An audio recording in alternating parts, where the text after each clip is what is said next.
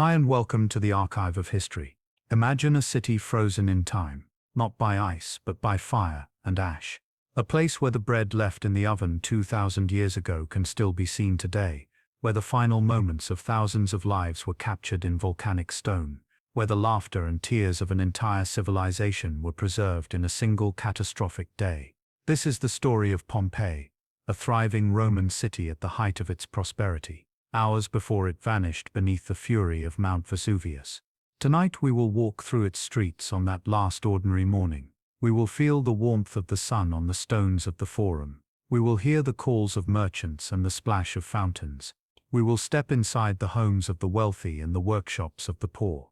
We will experience a world that believed itself eternal, unaware that time itself was about to stop. Before we drift off, I am always curious to know where my listeners are tuning in from, and what time it is that they are listening tonight. Let me know in the comments. This is not just a story of disaster, it is a story of life, vivid and complete, preserved in extraordinary detail by the very catastrophe that ended it. The ash that buried Pompeii became its eternal guardian, creating a time capsule that would speak to us across millennia. Through the excavations of the last 3 centuries, we have been given a gift almost unprecedented in archaeology. We can see not just the grand monuments of emperors and generals, but the daily existence of ordinary people, their hopes and fears, their work and leisure, their sacred beliefs and earthly pleasures. We can read their graffiti scrawled on walls, see the ruts worn into stone streets by countless wagon wheels, stand in their temples and their taverns. The city speaks to us still, if we know how to listen. And so tonight, let the noise of the modern world fade away. Let the glow of screens dim and the rush of traffic silence. Close your eyes and travel back with me to the Bay of Naples in the year 79 AD, to a warm August morning when the sky was clear, the markets were full, and no one could imagine that within hours everything they knew would be buried beneath 20 feet of volcanic debris. Let us walk together through that last peaceful day, feeling the weight of history in every footstep, knowing what they could not know, that this was the final dawn of Pompeii. Settle in now, and let us begin our journey into the past. It is just before dawn on August 23rd in the year 79 AD. You are standing at the edge of the city of Pompeii, on the Via della Bendanza, one of the main streets that cuts through the heart of this prosperous Roman town. The air is still cool with night, carrying the sharp, clean scent of the sea from the nearby Bay of Naples, just 2 miles to the west. Above you, the sky is beginning to pale, shifting from deep indigo to a soft grey blue. The stars are fading one by one, and somewhere in the distance, a rooster crows, its call answered by another, then another, until the whole city seems to be waking with the sound of birds greeting the new day.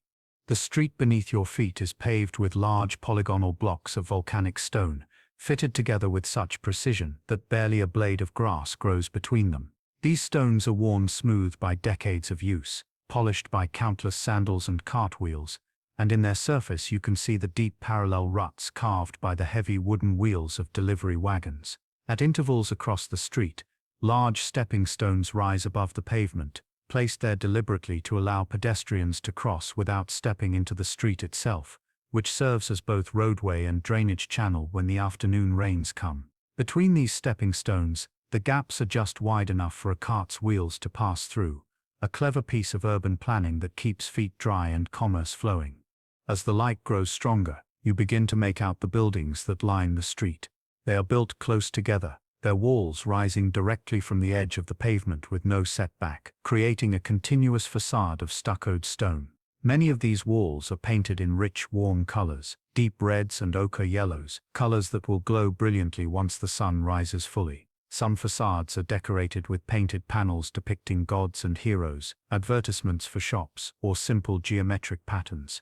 Here and there you notice that the plaster is cracked or freshly patched, evidence of the earthquake that shook this region 17 years ago, and the smaller tremors that still occasionally rattle the windows and send loose roof tiles clattering into the streets. The first door begins to open. It is the door of a bakery, and even before you see the baker emerge, you smell the bread. It is a warm, yeasty aroma that cuts through the cool morning air, the smell of grain and fire and sustenance. The baker is a thick-armed man with flour dusted across his tunic and in his hair. He props open the wooden shutters of his shop front, and you can see inside to where the large circular millstones sit, ready for the day's work. These mills are turned by donkeys or slaves, grinding the grain between the heavy volcanic stones to produce the flour that will become bread. The oven, a large domed structure built into the back wall, is already warm from the coals that have been banked there overnight, and the baker begins to stoke it now, adding wood and blowing on the embers until flames lick up around the new fuel.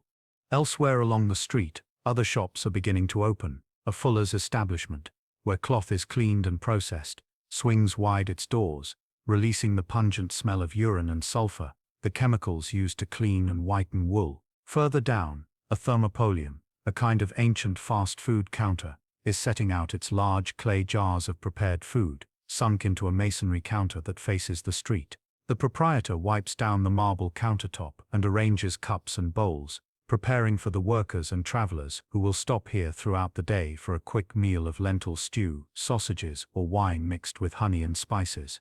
The fountain at the intersection begins to trickle, then flow more strongly as the city's water system fills with the day's supply.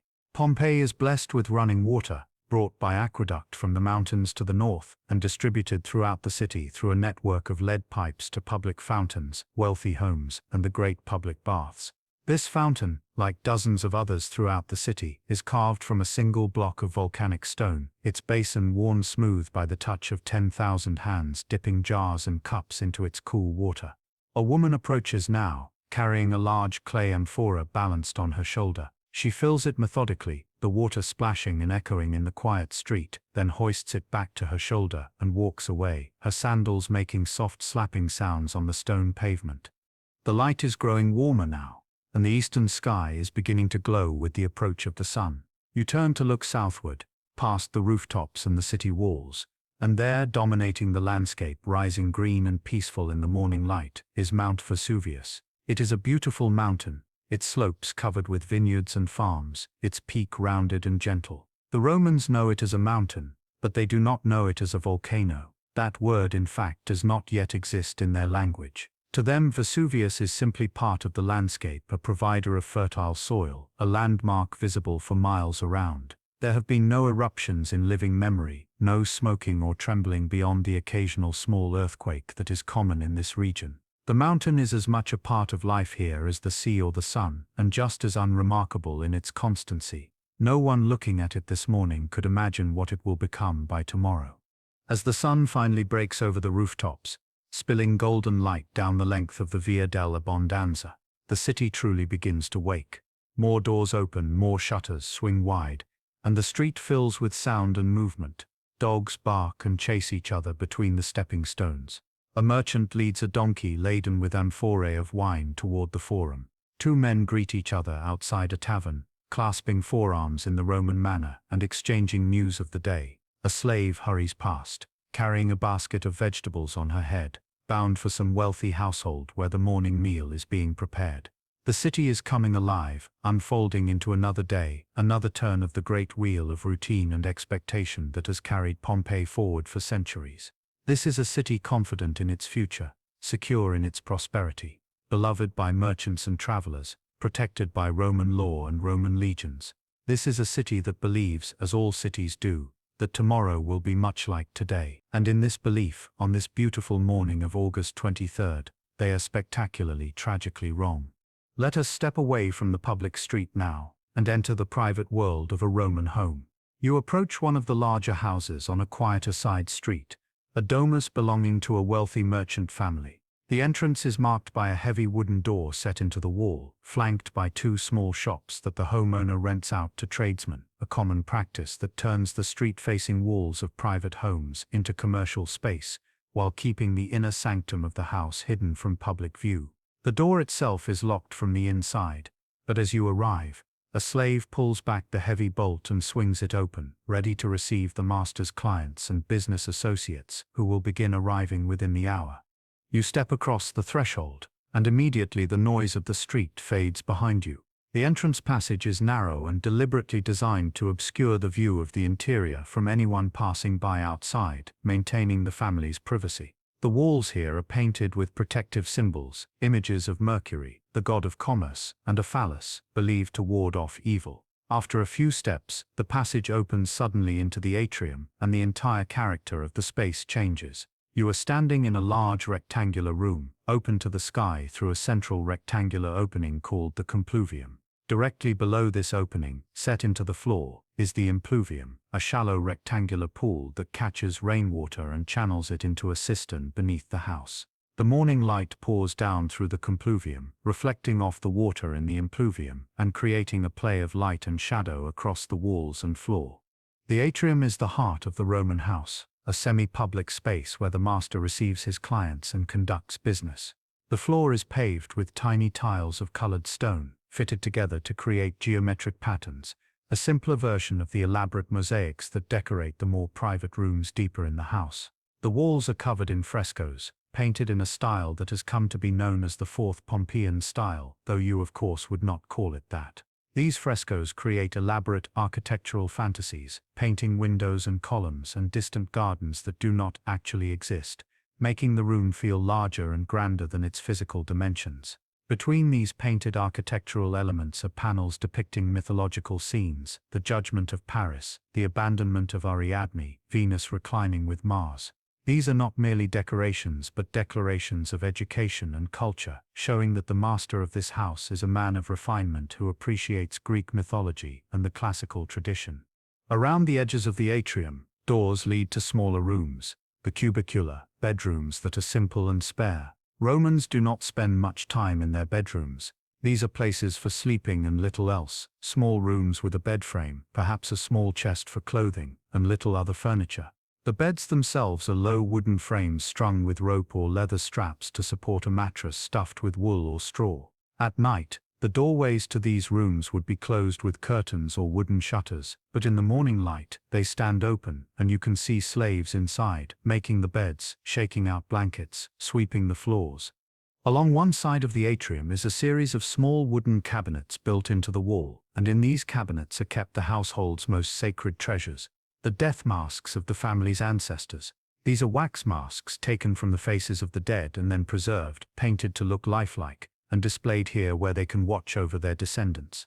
On special occasions, these masks are taken out and worn by actors in family processions, allowing the dead to walk among the living once more, a connection between past and present that is central to Roman family identity. Near these cabinets is a small shrine, a lararium, dedicated to the household gods, the Lars and Penates who protect this home and this family. The shrine is a miniature temple, painted brightly, with a small altar in front where offerings of wine and honey and grain are made each day. This morning, a slave is placing a fresh offering there now, a handful of grain and a small cup of wine, murmuring a prayer for the family's continued prosperity and protection. Beyond the atrium lies the tablinum, the master's office, a room that opens both to the atrium and through a large window or doorway at the back, to the peristyle garden beyond. This is where the master conducts his most important business, where he keeps his records and accounts, where he receives his most honored guests.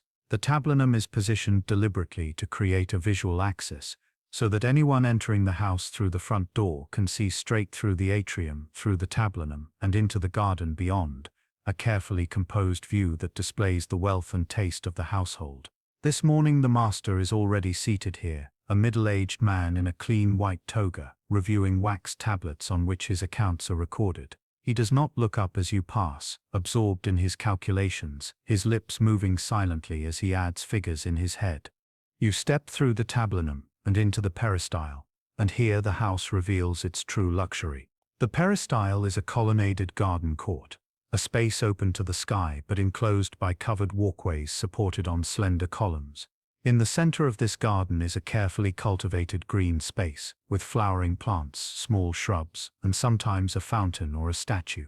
The columns are painted red up to about waist height, and the walls behind them are covered in elaborate frescoes depicting garden scenes, birds and flowers and trellises, making the real garden seem to extend endlessly in all directions.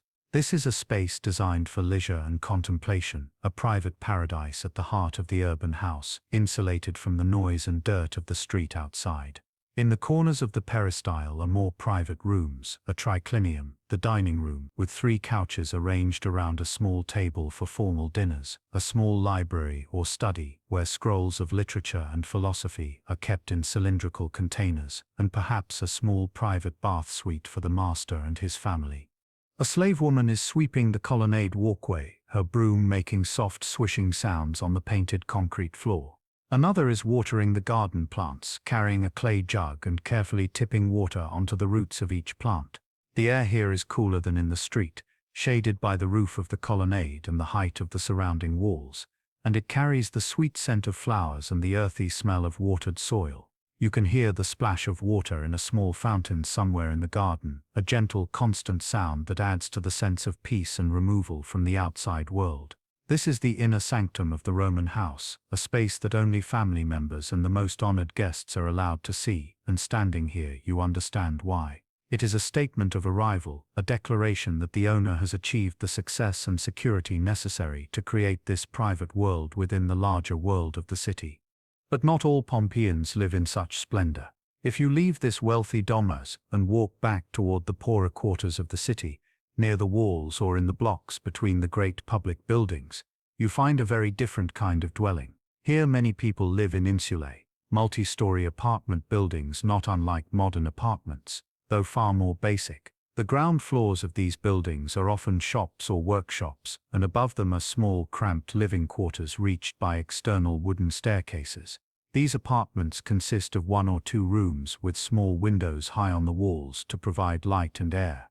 There are no kitchens, no bathrooms, no running water. Residents must cook on small portable braziers, use chamber pots that are emptied into the street or into public latrines, and fetch their water from the public fountains. The walls are bare plaster or rough stone, the floors are beaten earth or simple concrete, and the furnishings are minimal. A bed, a table, a few stools, some clay storage jars. This is where most of Pompeii lives, in these modest spaces above the shops and workshops where they labor.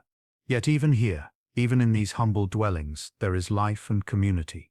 Neighbors call out to each other across the narrow alleyways between buildings. Children play in the street, rolling wooden hoops or playing dice games in the dust. The smell of cooking food drifts from open windows, simple fare of bread and porridge and vegetables, perhaps a bit of salted fish or cheese. It is not luxury, but it is life, and for most Romans it is enough. They have shelter, they have work, they have bread and wine and the warm sun, and on festival days they have the games and the spectacles in the amphitheater. The contrast between the wealthy merchants' domus and these modest insulae is stark, but both are part of the same city, connected by the streets and the forums and the shared identity of being Pompeian, of belonging to this place under the shadow of the mountain, at the edge of the brilliant blue bay. As the morning advances toward midday, you make your way to the Forum, the beating heart of Pompeii's public life. The Forum is a large rectangular open space, about 500 feet long and 100 feet wide, surrounded on all sides by colonnades and public buildings. To reach it, you follow the Via dell'Abbondanza as it slopes gently upward toward the center of the city, passing shops and workshops and the occasional shrine to a neighborhood god, until suddenly the street opens onto the broad paved expanse of the Forum itself, and the scale of the space takes your breath away. The Forum is paved with great slabs of travertine limestone, fitted together with such precision that the joints between them are barely visible. These slabs are worn smooth by centuries of footsteps, and in places you can see grooves worn into the stone where people have walked the same paths over and over, year after year, generation after generation. The Forum is surrounded by a 2-story colonnade, a covered walkway that provides shade from the hot summer sun and shelter from the occasional winter rain. The columns are built of brick and covered with stucco, painted white, and between them you can see into the various shops and offices that line the edges of the Forum: money changers, scribes, magistrates' offices, record keepers. At the northern end of the Forum rises the Temple of Jupiter, the king of the gods and the patron deity of Rome itself. The temple sits on a high podium, reached by a steep flight of steps, and its facade is dominated by 6 tall Corinthian columns that support a triangular pediment decorated with relief sculptures. The columns are fluted, rising perhaps 40 feet into the air, and they are painted to look like marble, though in fact they are built of brick and covered with stucco like most of the buildings here. At the top of the stairs between the columns, you can see the entrance to the temple proper, a dim interior space where the cult statue of Jupiter stands, a massive figure seated on a throne, holding a thunderbolt in one hand and a scepter in the other. This statue is the sacred heart of Pompeii's relationship with Rome, a physical manifestation of the power and authority of the empire that protects and governs this city. On either side of the Temple of Jupiter, at the northern corners of the forum, are smaller temples dedicated to other important deities. To the east is a temple that honors the genius of the emperor, the divine spirit that inhabits each emperor and makes him more than merely mortal. To the west is a temple dedicated to Apollo, one of the oldest religious sites in Pompeii, dating back to the city's pre-Roman past when it was inhabited by people called the Oscans. These temples are active, living places of worship. Throughout the day, priests come and go, performing sacrifices, tending the sacred fires, interpreting omens. Worshippers approach with offerings of wine, grain, honey, sometimes a small animal to be sacrificed. The air around the temples carries the smell of incense and burning fat, the smoke rising into the clear sky, carrying prayers to the gods above. Along the eastern side of the forum stands the basilica, a large covered hall that serves as the center of Pompeii's legal and commercial life. The basilica is essentially a large rectangular building with a high roof supported by rows of columns that divide the interior into a central nave and side aisles. The floor is paved with colored marble, and the walls are decorated with frescoes and marble panels. At one end of the basilica, raised on a platform, is the tribunal, where the magistrates sit to hear legal cases and disputes. This morning, as on most mornings, the basilica is crowded with people. Merchants are negotiating contracts, lawyers are consulting with clients, scribes are drafting documents on wax tablets. The sound of voices echoes off the high ceiling, creating a constant murmur of conversation and debate. This is where the business of the city is conducted, where disputes are settled, where wills are witnessed and partnerships are formed. It is a space that speaks to Pompeii's identity as a commercial city, a place where business and profit are as important as any temple or government building. Adjacent to the basilica are the offices of the city's magistrates, the duumviri who govern Pompeii under the authority of Rome. These men are elected annually from among the wealthy families of the city, and serving as a magistrate is both an honor and an expensive obligation.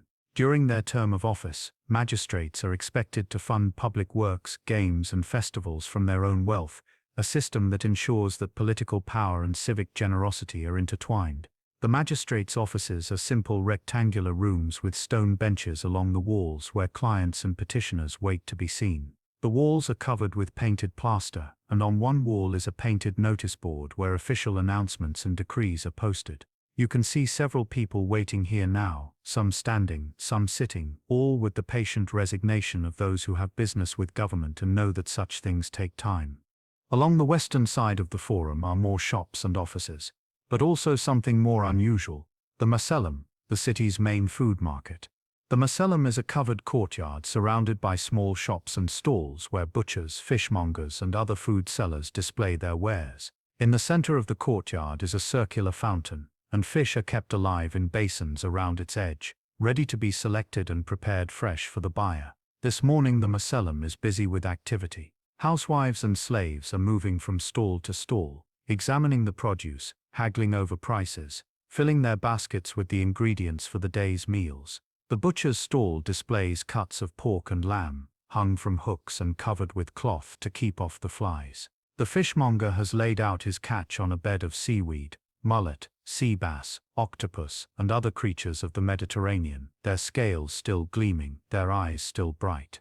Nearby, a vegetable seller is arranging pyramids of figs, pomegranates, onions, and garlic, calling out to passers-by to advertise the quality and freshness of his goods. The air in the Macellum is rich with smells, the salt tang of fish, the earthy scent of vegetables, the sharp smell of blood from the butcher's block, all mixing together into the olfactory signature of a market in full operation.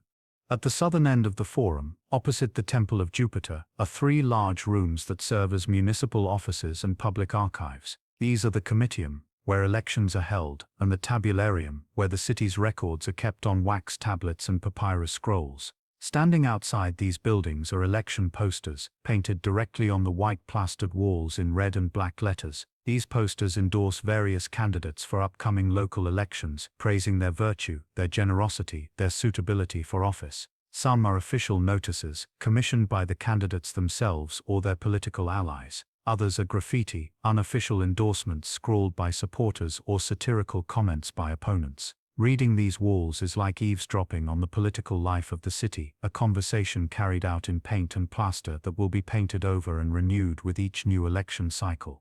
Scattered throughout the forum are statues, dozens of them, bronze and marble figures standing on pedestals. These are monuments to emperors, military heroes, benefactors who funded public works, priests who served with distinction. Each statue bears an inscription on its base, a text that names the honored person and lists their achievements and virtues.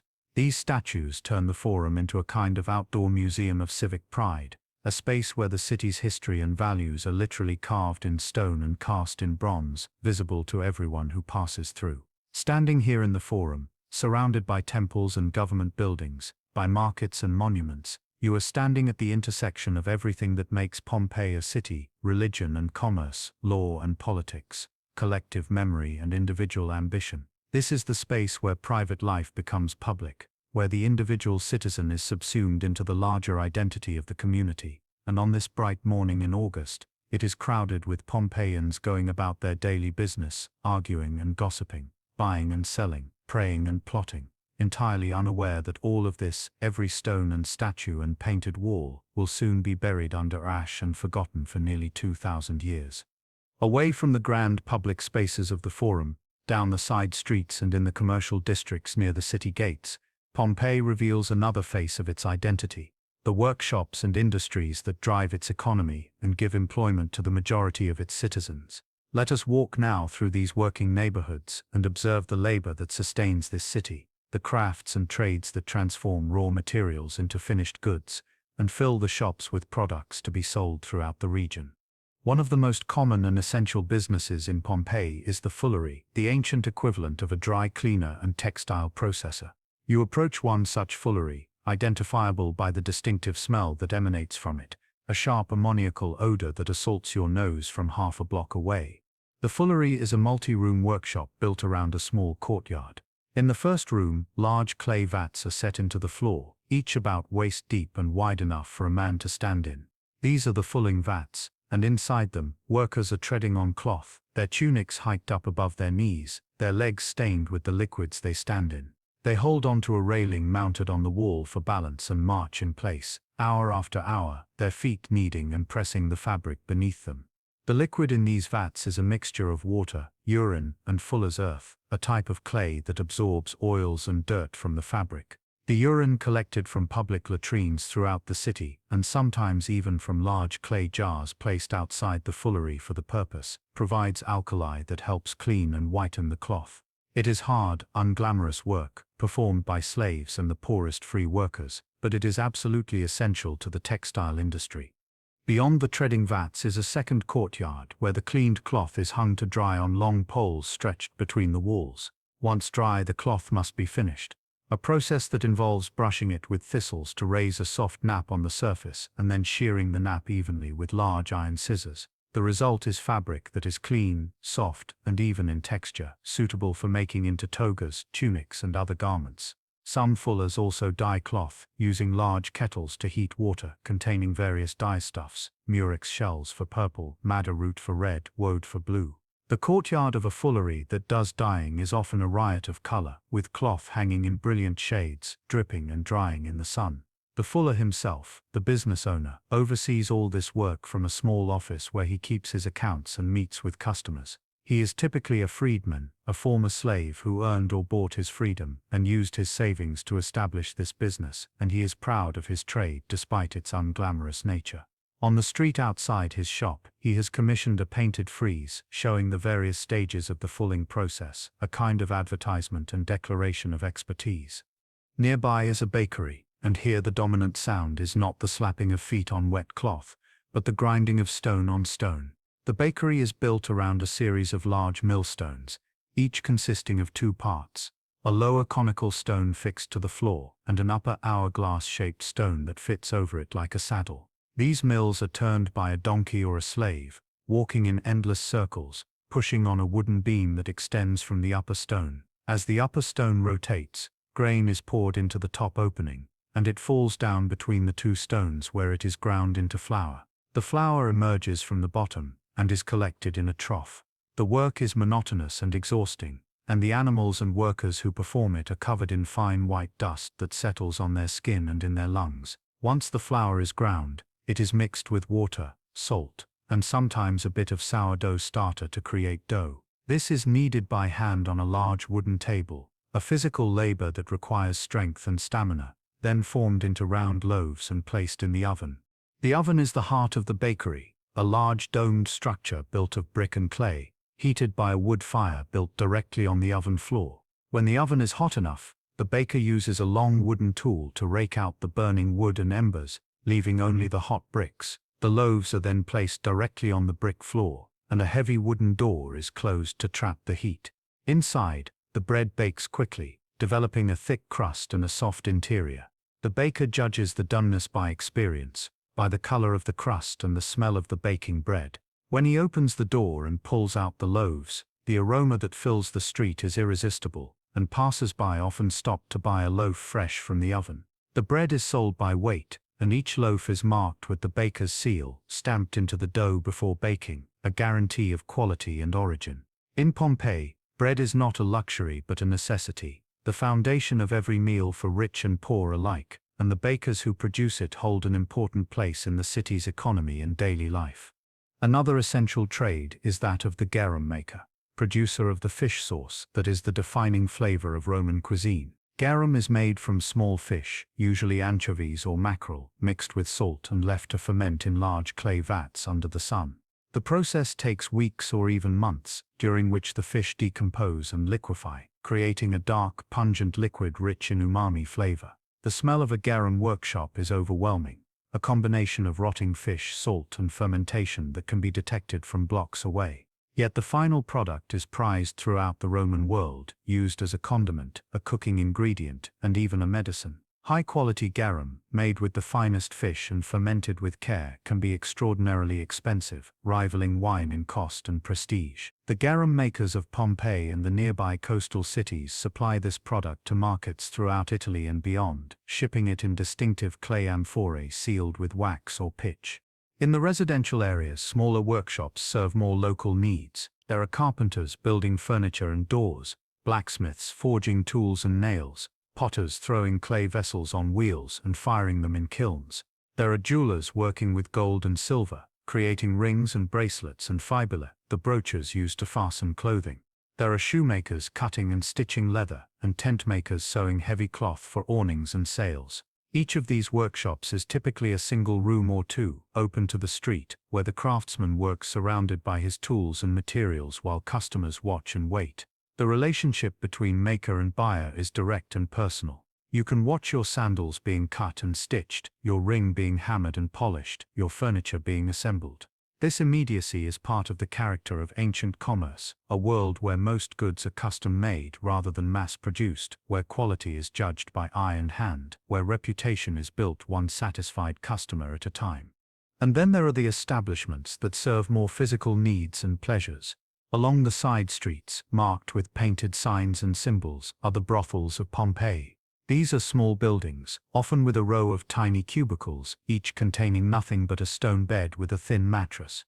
The walls of these cubicles are covered with explicit frescoes showing various sexual acts, a kind of menu for customers who might not speak Latin well enough to negotiate verbally. The prostitutes who work here are primarily slaves or freed women from across the empire. Greeks, Syrians, Gauls, women far from home working in conditions that range from merely difficult to truly brutal. The brothel is a business like any other, taxed by the state and regulated by law, yet the lives of those who work within it speak to the darker realities that exist beneath Pompeii's prosperity and civic pride. The graffiti on the brothel walls, scratched by customers and workers alike, provides a raw and unfiltered glimpse into the desires, boasts, and occasional tenderness of these transactions, a reminder that history is made not only by emperors and generals but also by ordinary people seeking connection, pleasure, or simply survival. On nearly every major street corner you find a thermopolium. the ancient fast food establishment that serves the urban poor and the travelers passing through the city. A thermopolium consists of a masonry counter with large clay jars called dolia set into it.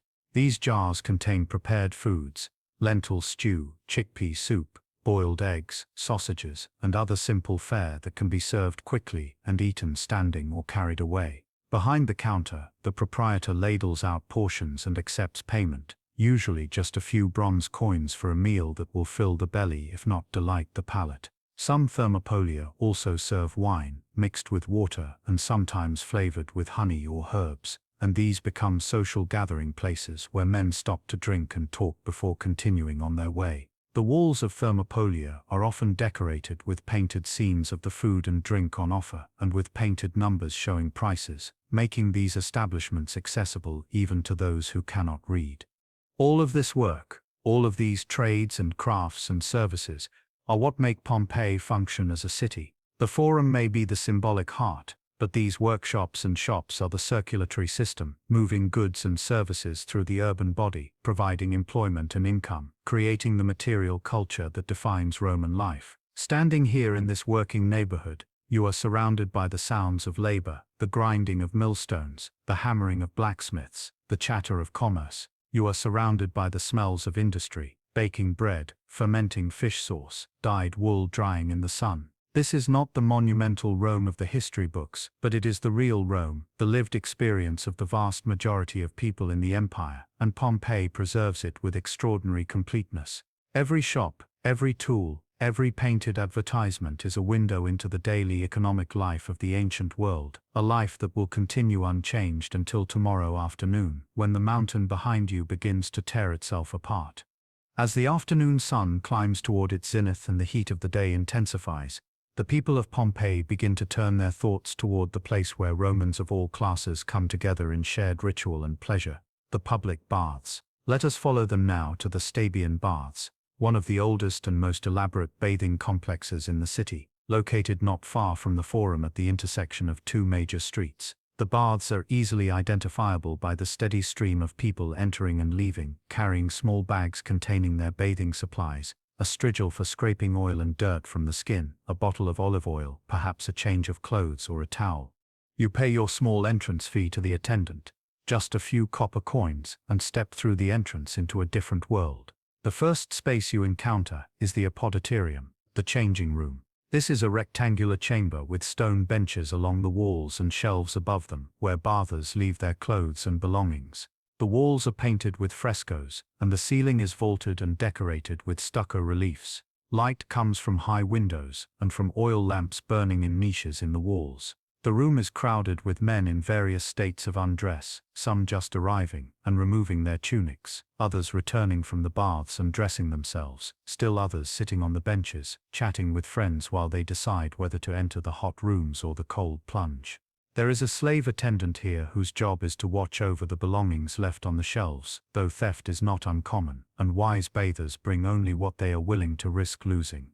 From the changing room, you move into the palastra, the exercise yard. This is a large open courtyard surrounded by a colonnade, with a sandy floor where men can wrestle, lift weights, play ball games, or practice various forms of athletic training. The Romans believed that bathing should be preceded by exercise, that the body should be heated by exertion before being heated by the baths themselves. You watch as two young men grapple in the sand, each trying to throw the other to the ground, their bodies slick with oil and dust. Nearby, an older man is throwing a small ball against a wall and catching it.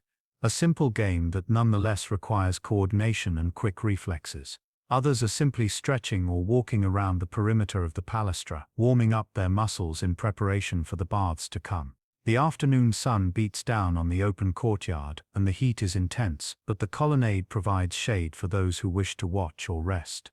When you are ready, you enter the bathing complex proper, and here you must choose your path.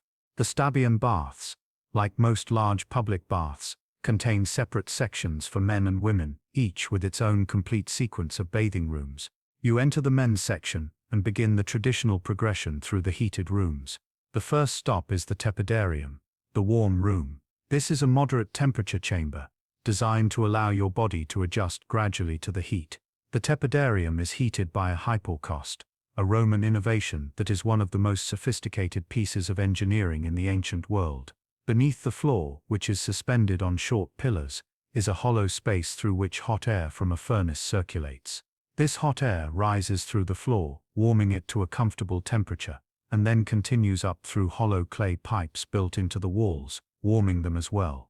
The result is a room that is heated evenly from below and from the sides, with no visible source of fire or smoke. The air is warm and slightly humid, and you feel your muscles beginning to relax. The walls of the tepidarium are decorated with elaborate stucco reliefs, and the ceiling is vaulted and painted. Around the room are stone benches where bathers can sit and converse while they acclimate to the heat. There is a large bronze brazier in the center of the room, filled with burning charcoal, which provides additional heat and a pleasant glow. You sit for a while, feeling the warmth seep into your body, watching the other bathers. Some are engaged in animated conversation about politics or business. Others are being attended by slaves who rub olive oil into their skin, preparing it for the hot room. The social aspect of the baths is as important as the physical cleansing. This is where Romans of different classes and occupations can mix and talk, where deals are made, gossip is exchanged, and friendships are maintained. A wealthy merchant might find himself sitting next to a freedman shopkeeper, and for the duration of their bath social distinctions blur, if not entirely disappear. From the tepidarium, you move into the caldarium, the hot room, and here the heat becomes intense. The caldarium is even more elaborately heated than the tepidarium, with the floor often too hot to stand on with bare feet, requiring bathers to wear wooden sandals. The air is thick with steam, rising from a large basin of hot water at one end of the room, and from the bodies of the bathers themselves. The walls are covered with marble or painted plaster, and moisture condenses on them, running down in rivulets. At the far end of the room is the alveus, a large rectangular basin filled with very hot water, deep enough to immerse your entire body. You lower yourself into this water carefully, feeling the heat envelop you, feeling your pores open and your body beginning to sweat profusely.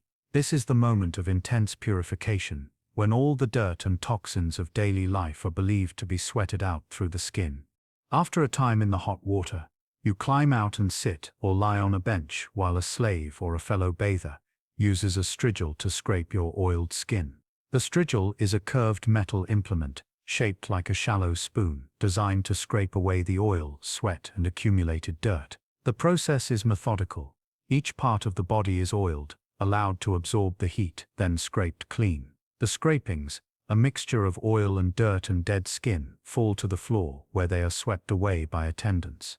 It is an intimate and practical ritual, carried out with the same matter-of-factness with which Romans approach most bodily functions. After the scraping, you might have a slave massage your muscles, working out the knots and tension accumulated from a day of work or from the exercise in the palestra. When you have had enough of the heat, you move to the final chamber, the frigidarium, the cold room.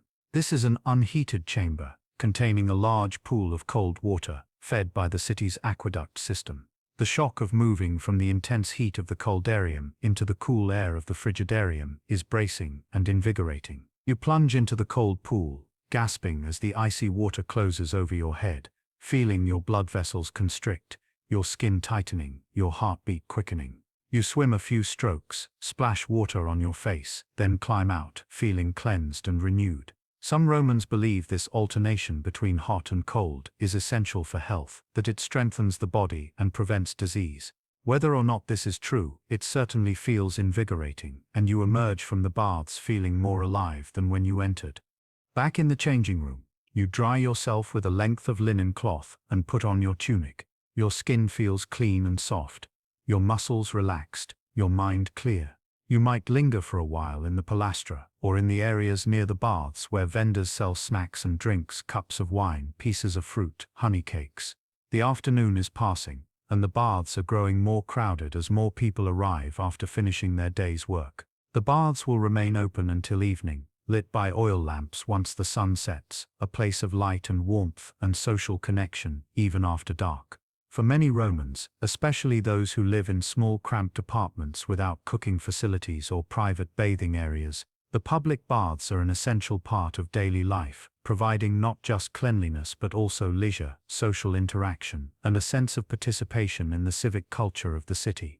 The baths are a great equalizer, a place where rich and poor, free and freed, citizen and foreigner can share the same space and the same rituals, if only for a few hours. And they are a marvel of engineering, a demonstration of Rome's ability to harness water and fire to create an experience that is both practical and luxurious. Standing here in the Stabian baths on this August afternoon, surrounded by marble and steam and the voices of your fellow citizens, you are participating in one of the defining rituals of Roman civilization, a ritual that will continue unchanged for centuries until the entire city is buried beneath volcanic ash tomorrow afternoon, preserving even the bathing establishments in extraordinary detail for archaeologists of the distant future. As the afternoon begins its slow descent toward evening, the people of Pompeii turn their attention to entertainment, and there is no entertainment more beloved, more anticipated, and more central to Roman public life than the games in the amphitheater. Today is a day of Munera gladiatorial games, and the entire city is buzzing with excitement. Let us make our way now to the amphitheater, located on the eastern edge of the city, near the Great Palastra and not far from the city walls. As you approach, you can already hear the roar of the crowd, a sound like distant thunder, rising and falling with the action in the arena. The amphitheater of Pompeii is one of the oldest permanent stone amphitheaters in the Roman world, built around 70 BC, well before the Great Colosseum in Rome. It is an oval structure, built partially into a natural depression in the ground to provide support for the seating tiers, with the upper levels rising above ground and supported by a series of arched corridors and staircases. The exterior is relatively plain, built of stone and brick, functional rather than decorative, but the structure is sound and has served the city for nearly 150 years. The amphitheater can hold approximately 20,000 spectators, which means that on a day like today, when the games are particularly anticipated, nearly the entire population of Pompeii and many visitors from surrounding towns are packed into its seats. You approach one of the entrance arches and make your way through the dim corridor that leads to the seating area.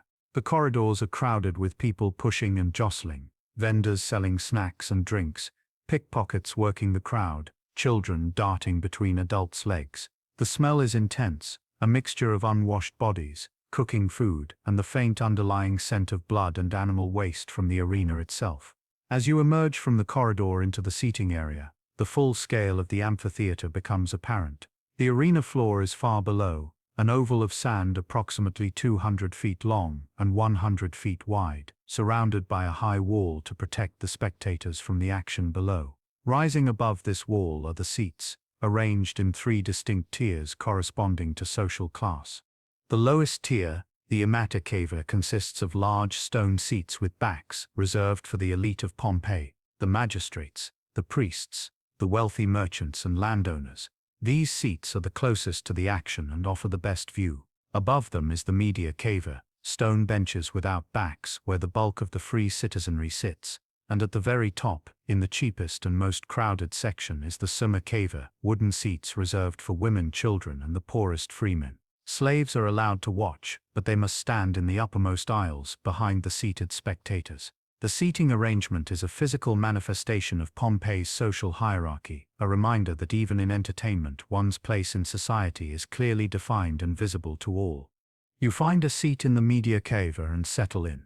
The sun is hot, beating down on the open arena with no shade except from the awnings that have been stretched across portions of the seating area.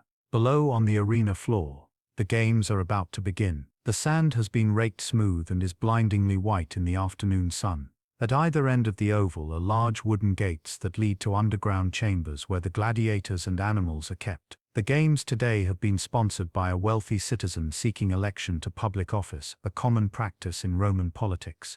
By funding these games, he demonstrates his generosity and wins the favor of the voting public. His name is painted on banners hung around the arena, and there are announcements painted on walls throughout the city advertising the day's program. The games begin with a procession. The sponsors and the officials enter the arena and take their places in the honored seats. Then come the gladiators themselves, walking around the perimeter of the arena in their full armor, acknowledging the crowd's cheers. There are different types of gladiators, each with distinctive armor and weapons and fighting styles. The Murmillo wears a large rectangular shield and carries a short sword, his helmet decorated with a fish crest. The Retiarius carries a net and a trident, with no helmet and very little armor, relying on speed and agility. The Thracian carries a small round shield and a curved dagger, while the Hoplomachus is armed with a spear and a small shield. These different types are matched against each other in combinations designed to create interesting and dramatic contests, and the crowd has its favorites, cheering loudly for certain gladiators and jeering at others. The gladiators stop before the sponsor's box and raise their weapons in salute. The famous phrase, Ave Imperator, morituri te salutant, Hail, Emperor, those who are about to die salute you, is a later invention, but the sentiment is there, an acknowledgement that some of those who stand in the arena now will not leave it alive. Then the gladiators exit, and the games begin with the Venationers, the animal hunts. Exotic animals are released into the arena, bears from the north, lions from Africa, wild boar from the forests of Italy. Armed men called venators enter the arena and hunt these animals, spearing them or shooting them with arrows, while the animals charge and snarl and try to escape. It is brutal and thrilling, and the crowd responds with visceral excitement, gasping at narrow escapes, cheering when a hunter makes a kill, booing when an animal is killed too quickly, or without sufficient spectacle. The bodies of the slain animals are dragged from the arena by slaves, and fresh sand is raked over the blood. Then come the gladiatorial combats themselves, the main event that everyone has come to see. Pairs of gladiators are matched and enter the arena to fight. The combat is not entirely to the death. In fact, most gladiatorial matches end with one fighter yielding and appealing to the crowd and sponsor for mercy. Gladiators are expensive to train and maintain, and their owners, the Lanistae who run the gladiatorial schools, prefer to see them survive to fight another day. But death is always a possibility, and that possibility is what gives the games their edge, their terrible fascination. The fighters circle each other, testing, feinting, looking for openings. The clash of metal on metal rings across the arena. The crowd roars instructions and encouragement. A blow lands, blood flows, and the crowd's volume rises. The fighters are skilled, and the combat is real. These are not staged performances but genuine contests of strength, skill, and courage. You watch as a Murmillo faces off against a Retiarius.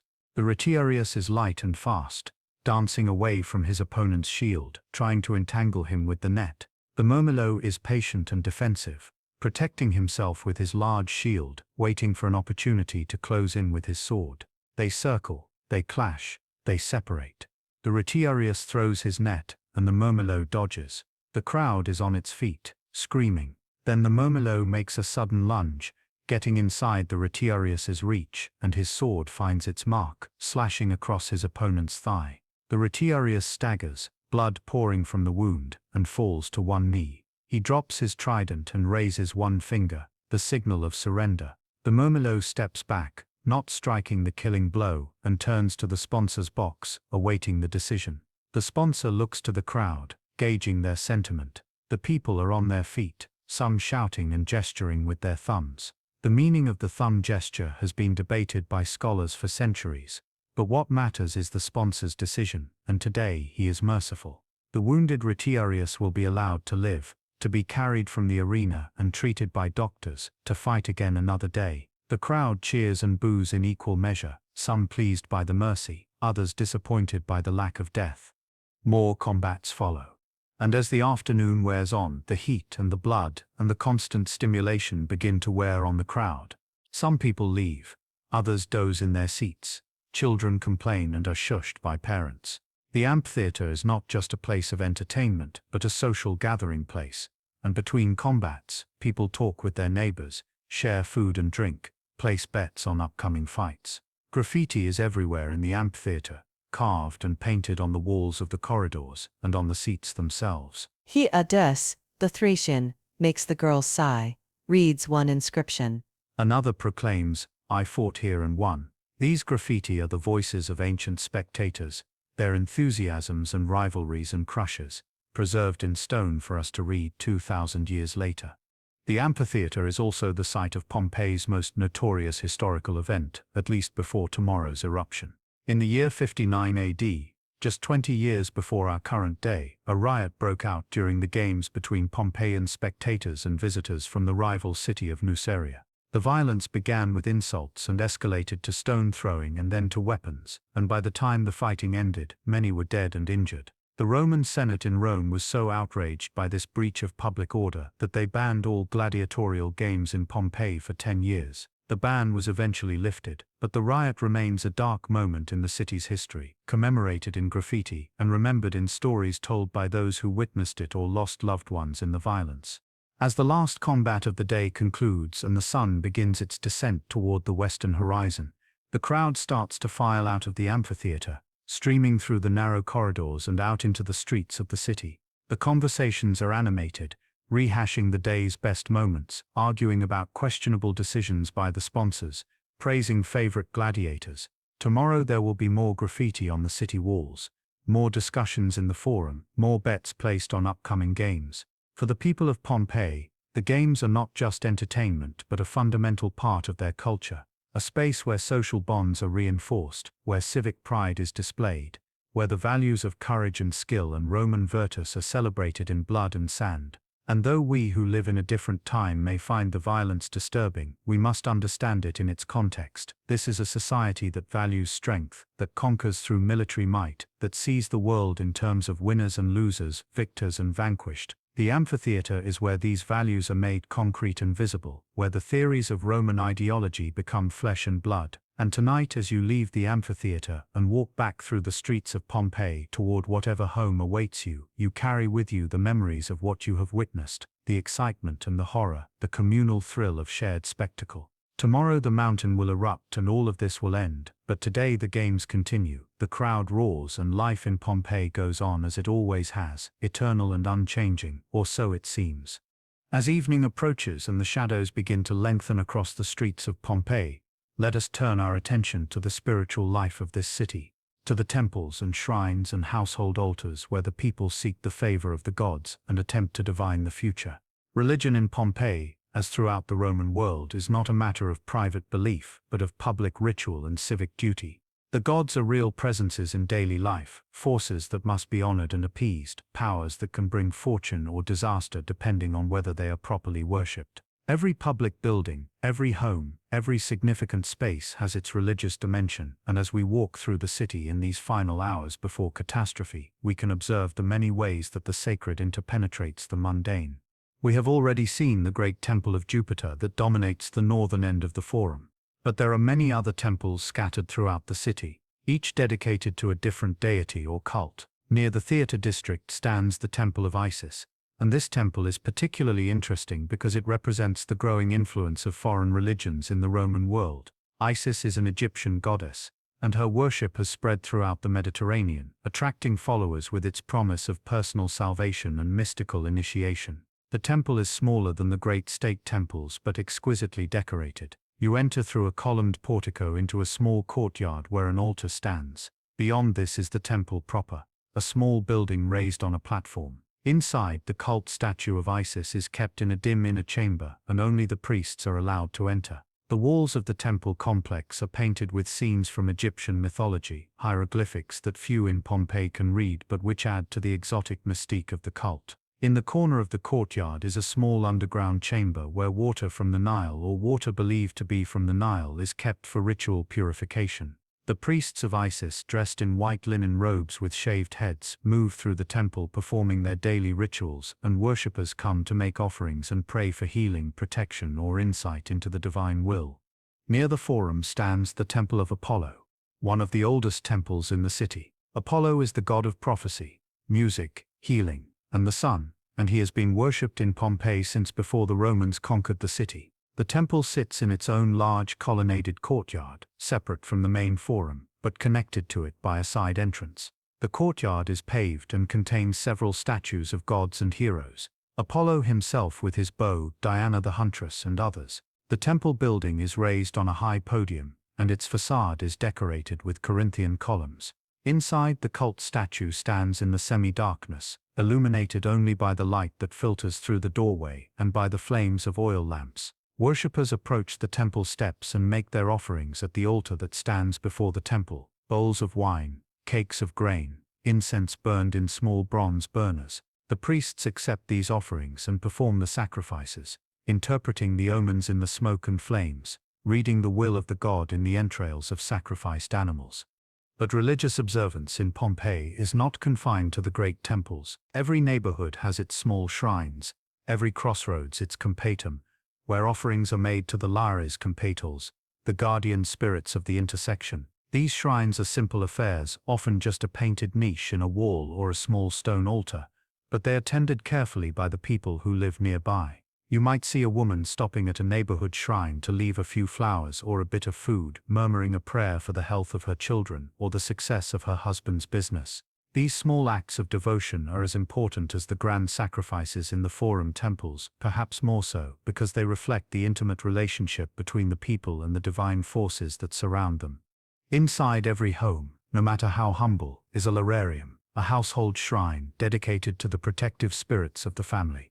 We saw one earlier in the wealthy merchant's house, but even the poorest apartment will have some space set aside for the Lars, the family's guardian spirits, and the penates, the gods of the storeroom and hearth. The lararium might be an elaborate painted shrine in a rich home or simply a shelf in a poor one, but its purpose is the same: to maintain the pact between the family and the divine powers that protect them. Every morning, the head of the household or a senior slave makes an offering at the lararium: a bit of wine, some salt, a piece of bread from the breakfast meal. These offerings are small but constant, a daily renewal of the relationship between the household and its gods. On special occasions like birthdays, weddings, or departures on journeys, more elaborate offerings are made, and the entire family gathers before the lararium to pray. The Romans also practiced divination, the attempt to read the will of the gods and predict the future. There are professional diviners, haruspices, who examine the entrails of sacrificed animals, looking for signs and omens in the color and shape of the liver, the pattern of the intestines. There are augurs who watch the flight of birds, interpreting their species, their direction of flight, their calls as messages from the gods. And there are astrologers who read the positions of the stars and planets, casting horoscopes for those who seek guidance about when to marry, when to travel, when to undertake important business. These practices are taken seriously by most Romans. The idea that the gods communicate through signs in the natural world is fundamental to their understanding of how the universe works. When something unusual happens, an unexpected eclipse, a two-headed calf, a strange dream, it is interpreted as an omen, and priests and diviners are consulted to determine its meaning. In recent weeks and months, there have been signs that might have given warning of what is to come if anyone had known how to read them correctly. There have been more earthquakes than usual, small tremors that rattle the dishes and send dogs barking in the night. The wells in some parts of the city have been running dry, as if the underground water were being drawn away by some unseen force. Animals have been behaving strangely, birds flying inland from the sea in unusual numbers, dogs refusing to enter certain buildings. But these signs are ambiguous. Earthquakes are common in this region, and have been since the Great Earthquake 17 years ago. Wells run dry in late summer when the rains have been scarce. Animals are always doing something strange if you look closely enough, and so these potential omens are noted but not acted upon. No one evacuates the city, no special prayers or sacrifices are ordered. The priests perform their daily rituals, the people make their offerings, and life continues as normal, under the protection of gods who seem as secure and eternal as the city itself. On this evening of August 23rd, as the sun sets over the Bay of Naples and the slopes of Vesuvius turn from green to gold in the slanting light, the temples of Pompeii are busy with worshippers. At the temple of Jupiter, a special sacrifice is being prepared, a white bull that will be slaughtered at the altar and its meat distributed to the priests and the city officials. At the temple of Isis, the evening ritual is underway, the priests chanting in Greek and Egyptian, the sound echoing off the painted walls.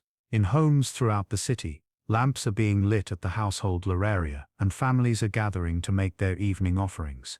The gods are being honored, the rituals are being observed, the pact between divine and human is being maintained. Everything is as it should be. The gods have protected Pompeii for centuries, through wars and plagues and earthquakes.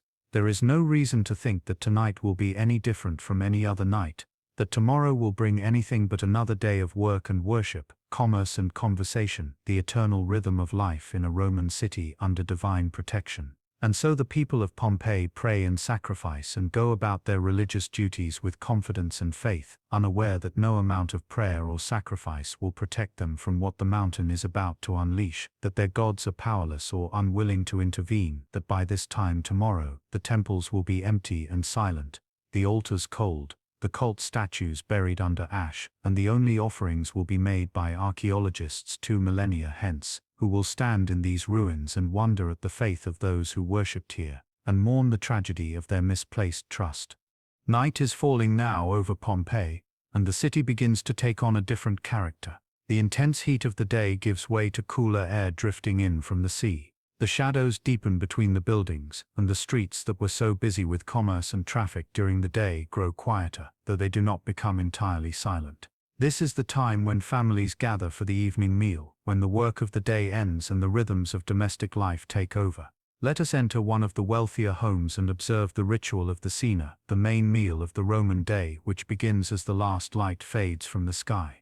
We return to the same merchant's house we visited this morning, but now it is transformed. Oil lamps have been lit throughout the house, their small flames flickering in bronze and clay holders, casting a warm golden light that pools in the rooms and leaves the corners in deep shadow. The smell of lamp oil, olive oil burning with small wicks of twisted plant fiber, is everywhere, mingling with the smells of cooking food that drift from the kitchen area. The kitchen is a separate room near the back of the house, a practical space with a raised hearth made of brick where a wood or charcoal fire burns.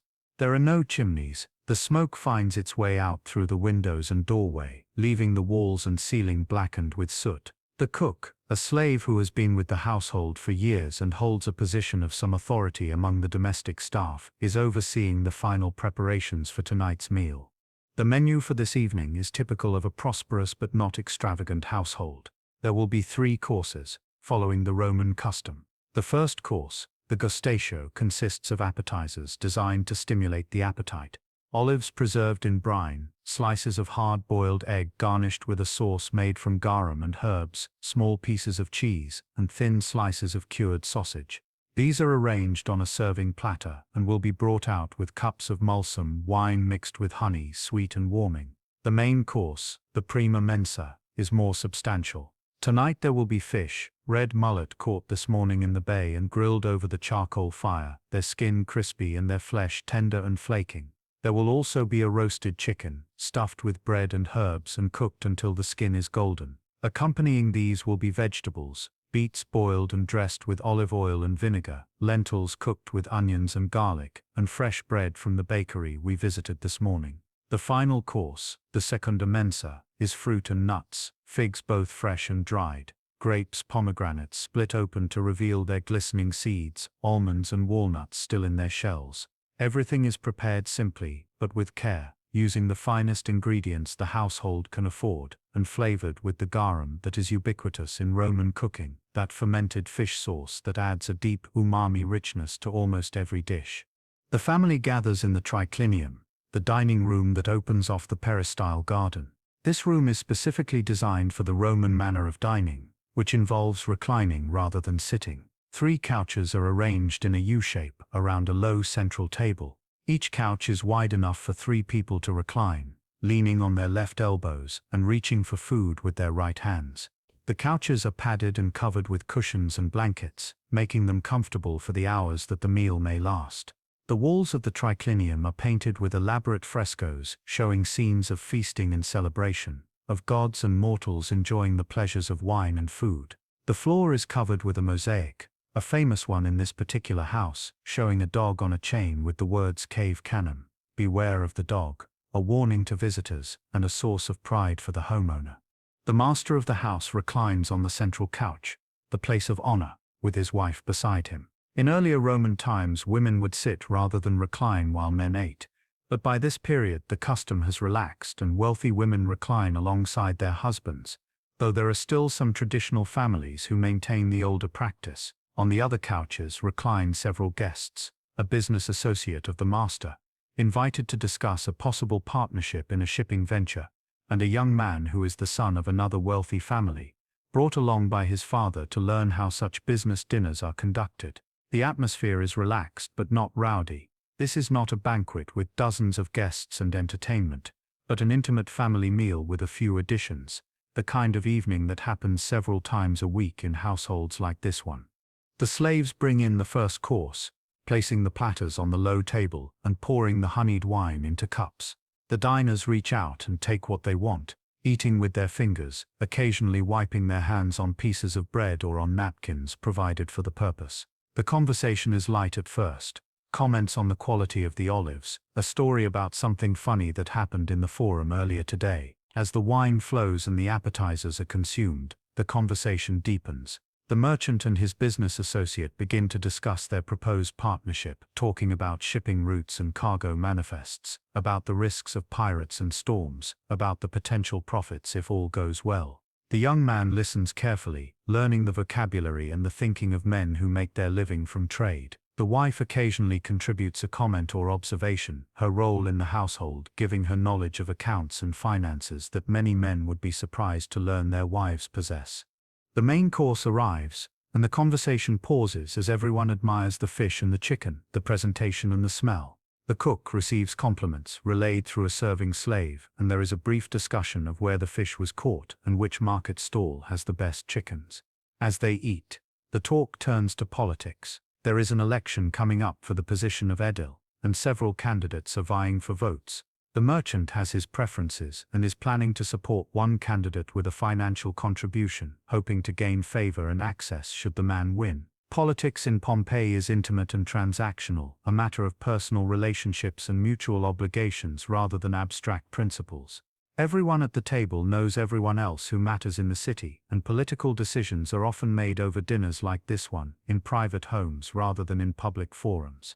As the evening progresses and more wine is consumed, the conversation becomes more philosophical. Someone raises the question of what happens after death, a topic that Romans discuss with a mixture of skepticism and hope. The traditional Roman view is somewhat pessimistic. The dead become shades, pale shadows of their former selves, dwelling in a dim underworld where there is neither pleasure nor pain, only a kind of twilight existence. But there are other beliefs circulating as well, brought from the East by mystery religions like the cult of Isis or the followers of Bacchus, beliefs in reincarnation or in a blessed afterlife for the initiate. The merchant, a practical man, admits he is not sure what he believes. He performs the traditional rituals, makes the proper sacrifices, honors his ancestors, but whether there is truly anything after death, he cannot say. His wife is more devout, or perhaps more willing to hope. She has been initiated into the mysteries of Isis and believes that the goddess offers protection in this life and salvation in the next. The young man, full of the confidence of youth, declares that he does not think much about death, preferring to focus on living well now. These conversations, equal parts serious and casual, are typical of Roman dinner parties, where philosophy and gossip, business and poetry can all intermingle without anyone thinking it strange. The final course is brought out, and the conversation gradually winds down. The fruit is eaten, the wine cups are refilled one last time, and the merchant proposes a toast to the continued prosperity of the city and all those in it. Everyone raises their cups and drinks. The guests prepare to leave, thanking their host and promising to continue their business discussions in the forum tomorrow.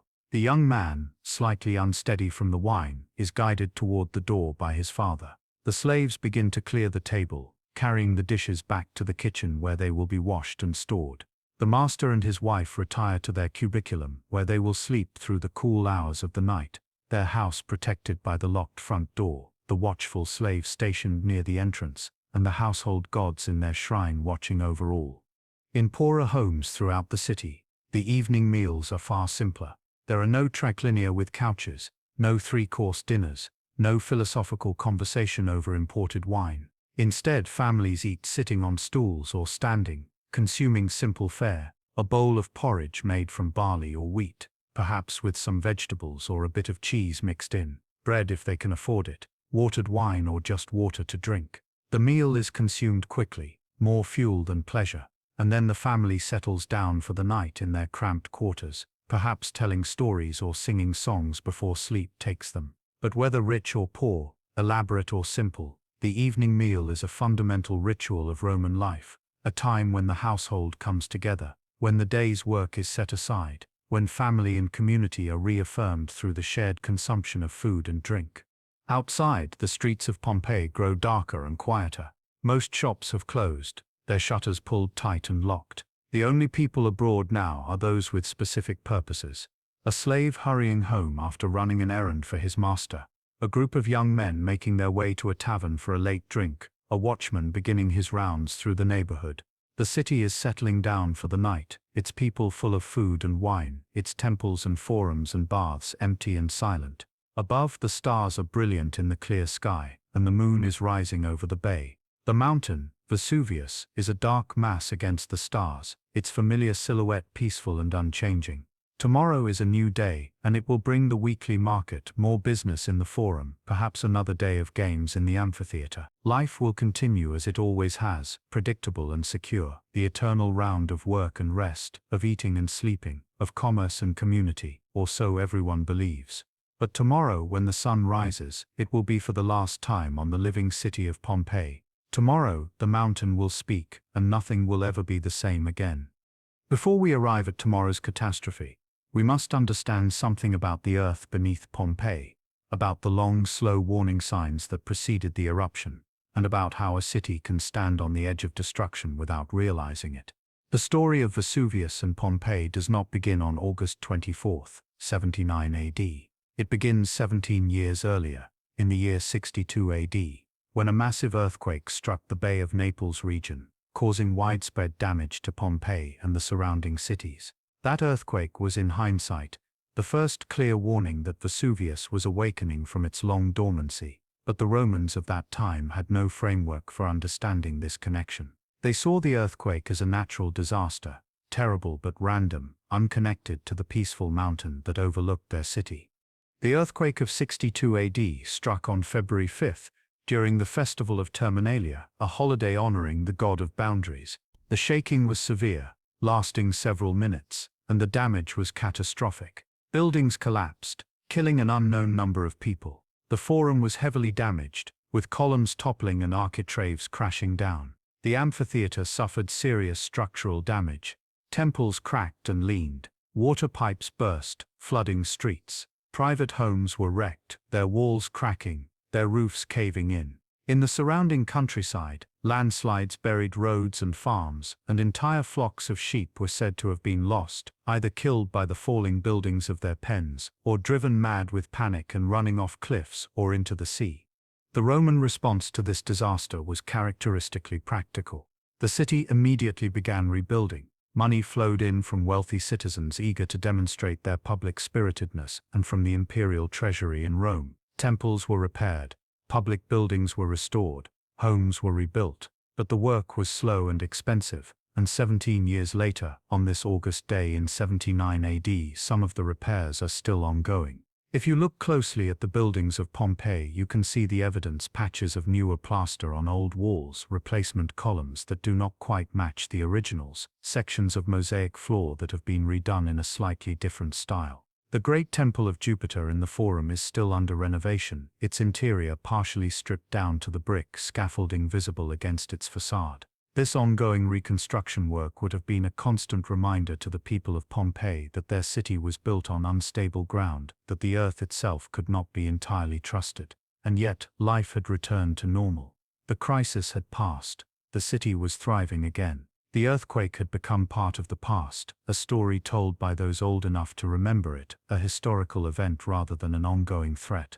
What the Romans did not understand was that earthquakes and volcanic eruptions are connected, that the shaking they had experienced was caused by the movement of magma deep beneath the earth, that Vesuvius was not a dormant mountain but an active volcano preparing to erupt. This knowledge did not exist in their world.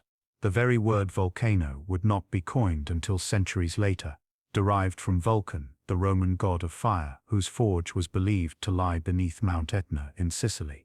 The Romans knew that Etna erupted, spewing fire and lava, but they had no concept that other mountains might do the same. Vesuvius had not erupted in recorded history, not in the memory of anyone living, not in the written records that went back centuries. To the Romans, it was simply a mountain, beautiful and benign, its slopes covered with farms and vineyards producing excellent wine. The ancient Greeks had a legend that giants were buried beneath these mountains and that their movements caused earthquakes. But this was myth, not science, and no one seriously believed that the mountain itself could explode.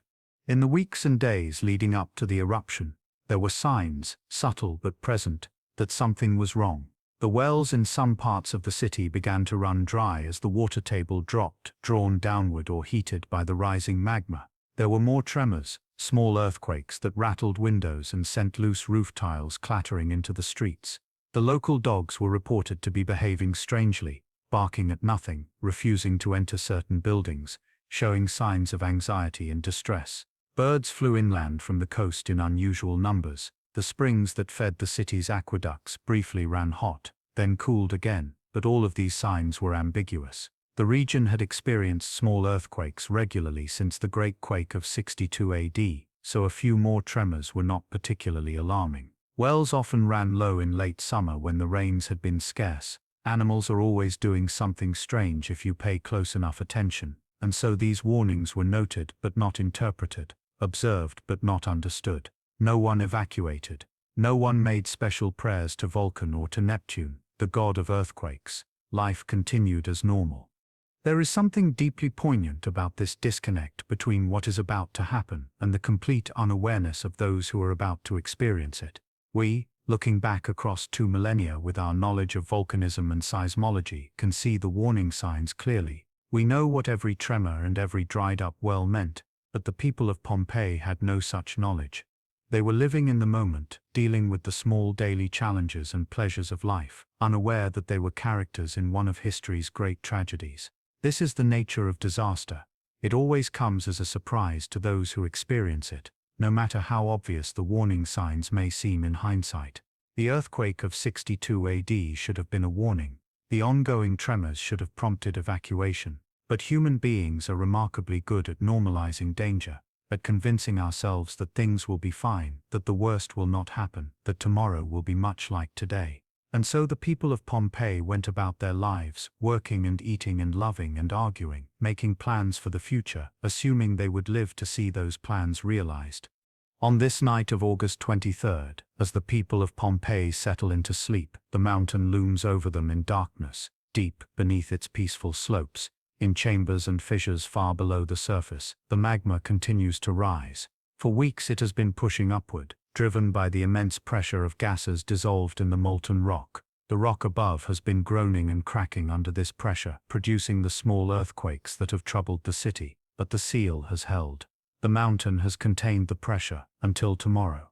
Tomorrow, shortly after noon, that seal will finally break. The pressure that has been building for decades will find release in an explosion of unimaginable violence. The top of the mountain will be blown off. A column of ash and gas will rise 20 miles into the sky. And the city of Pompeii, sleeping peacefully in its beds tonight, secure in the belief that tomorrow will be another ordinary day, will be buried and lost to history, preserved forever in the volcanic ash that both destroyed it and saved it. A time capsule waiting for the archaeologists of the future to uncover its secrets and mourn its tragedy. But that is tomorrow. Tonight there is only the darkness and the stars and the sleeping city and the mountain waiting in silence.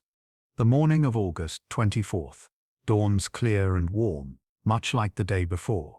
The sun rises over the bay, its light spilling across the calm water and illuminating the slopes of Vesuvius. The people of Pompeii wake, dress, eat their simple breakfasts, and begin another day. The merchant we observed yesterday is up early, reviewing his accounts in the tablinum before his clients begin to arrive. The baker is already at work, his ovens hot, his millstones grinding, in the forum. The market is setting up, vendors arranging their wares, calling out to early customers. It is a morning like any other morning, and there is no reason to think it will be remembered for millennia as one of the most famous days in history. Around 1 o'clock in the afternoon, as the city is settling into its midday rest, the mountain explodes. There is no gradual build-up, no slow increase in activity that gives warning. One moment, Vesuvius, is as it has always been. The next moment, with a sound like the sky splitting open, the top of the mountain tears itself apart in a massive Plinian eruption. The explosion is heard for hundreds of miles, a deep booming roar that rolls across the landscape like thunder. A column of ash, pumice, and volcanic gas erupts from the vent and begins to climb into the sky, rising at terrifying speed, driven by the enormous energy released by the depressurization of the magma chamber. Within minutes, the column has reached 10 miles into the atmosphere. Within an hour, it has risen to nearly 20 miles, higher than any mountain on Earth. A towering pillar of destruction that can be seen from Rome itself, more than 100 miles away. In Pompeii, the first reaction is shock and confusion. People run into the streets, staring upward at the impossible sight. The column of ash looms above the city, dark and menacing, its top spreading out into a mushroom shape as it reaches the stratosphere and can climb no higher. The sound is overwhelming, a continuous roar like 1,000 waterfalls. The ground shakes with aftershocks, and then the Pompeii begins to fall. Pompeii is volcanic rock so full of gas bubbles that it is light enough to float on water, and when it is ejected from a volcano, it can be carried high into the air by the eruption column before falling back to Earth.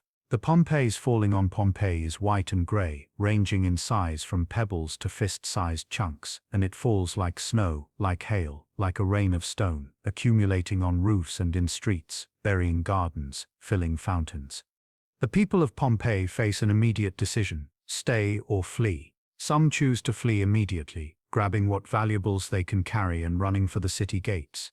The roads leading away from Pompeii, particularly those leading south and east away from the mountain, quickly become clogged with refugees, entire families carrying bundles, driving carts piled with possessions, leading pack animals. The wealthy flee in their carriages or on horseback. The poor flee on foot, carrying their children and their meager belongings. But many people choose to stay, seeking shelter inside their homes, in the basilica, in the temples. Their reasoning is understandable. They have survived earthquakes before by taking shelter indoors. They believe that the eruption will pass, that the volcano will exhaust itself, that by morning the danger will have passed. They do not understand that this eruption will continue for hours, that the Pompeii will accumulate to depths of several feet, that the weight of this accumulation will cause roofs to collapse, trapping and killing those inside. The pumice fall continues through the afternoon and into the evening. The sky grows darker and darker as the ash cloud blocks out the sun. By mid-afternoon it is as dark as night. The only light comes from the lightning that flashes continuously within the eruption column, a phenomenon caused by the friction of ash particles rubbing against each other, generating massive static charges. This lightning illuminates the falling pumice, the terrified faces of those still in the streets, the buildings beginning to sag under the weight of accumulating volcanic debris. The air is thick with ash, making it difficult to breathe. People tie cloth over their faces, but the ash is so fine that it penetrates everything. It stings the eyes, clogs the nose and throat, works its way into houses through every crack and gap. Throughout the afternoon and evening, the eruption continues without pause. The column towers above the bay, visible for hundreds of miles, a beacon of disaster. Across the bay in the town of Misenum, the location of the Roman naval base, a young man named Pliny the Younger watches the eruption with his mother. His uncle, Pliny the Elder, is the commander of the fleet and a noted scholar and naturalist. When news of the eruption first reaches him, Pliny the Elder orders ships to be prepared. His initial intention is scientific curiosity. He wants to observe this remarkable phenomenon more closely. But when messages arrive from friends trapped on the coast near Vesuvius, begging for rescue, his mission becomes humanitarian. He orders the fleet to sail across the bay toward the erupting volcano, into danger rather than away from it, to attempt to rescue those trapped by the disaster.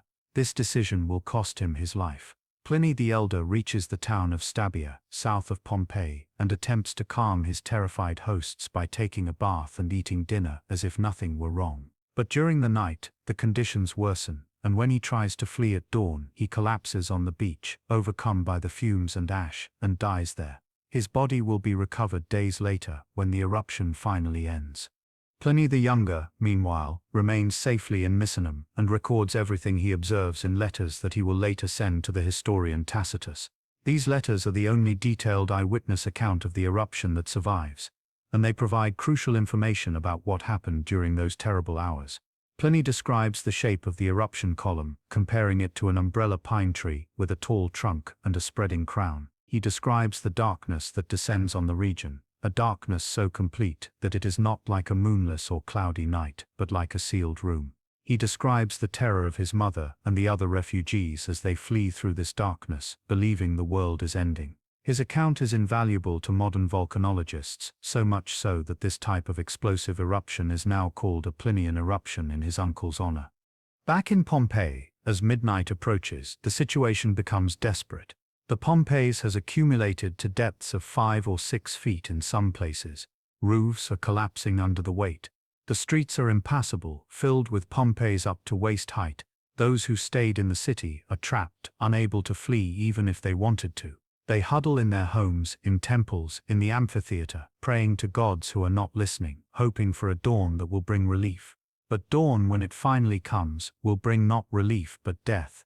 The eruption has entered a new phase, and the worst is yet to come. Around 7 o'clock in the morning on August 25th, approximately 18 hours after the initial explosion, the eruption column collapses. This is the moment of greatest danger. The column has been held aloft by the continuous force of the eruption, but now, as the pressure begins to decrease, the column can no longer support its own weight. It falls back on itself, and when it hits the slopes of Vesuvius, it generates a pyroclastic surge, a superheated cloud of gas, ash and rock fragments that flows down the mountain at hurricane speeds, following the valleys and low areas, sweeping everything before it.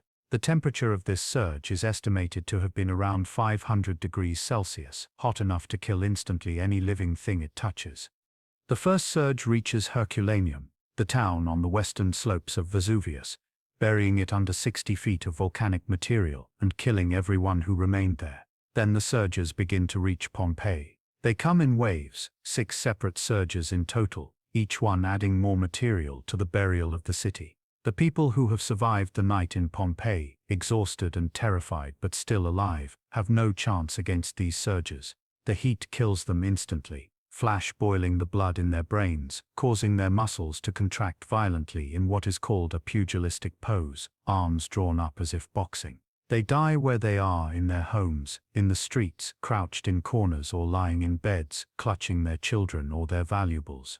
Death comes so quickly that there is no time for pain, no time for fear, just a moment of searing heat and then nothing. Their bodies are buried by the ash and pumice that continues to fall, entombed in the volcanic material that will preserve their exact positions for 2,000 years. By the afternoon of August 25th, it is over. The eruption has exhausted itself. The column collapses completely and does not reform. The ash stops falling. A terrible silence descends over the region. Where yesterday there was a thriving city of 20,000 people, there is now only a field of grey ash, featureless and dead, under a sky still dark with volcanic dust. Pompeii has ceased to exist. It has been erased from the map, buried under 20 feet of Pompeiis and ash, its buildings crushed, its people dead, its future ended. The mountain above is transformed as well, its peak blown away, its shape forever changed. Vesuvius will erupt again many times over the centuries, but never again with such violence, never again will it destroy a city so completely. In the weeks and months after the eruption, survivors begin to return to the region, searching for loved ones, trying to salvage what they can from the disaster. But there is little to salvage. The cities of Pompeii and Herculaneum are gone, buried so completely that in some places even the location is uncertain. The survivors dig through the ash in places, recovering bodies, salvaging valuable building materials, marble columns and bronze fixtures. But the task is overwhelming, and after a time it is abandoned. The dead are left where they fell. The cities are left buried. Grass and scrub begin to grow over the ash fields. Within a generation, the exact locations of the cities are becoming unclear.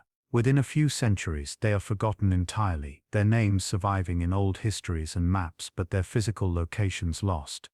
Vesuvius continues to shape the landscape.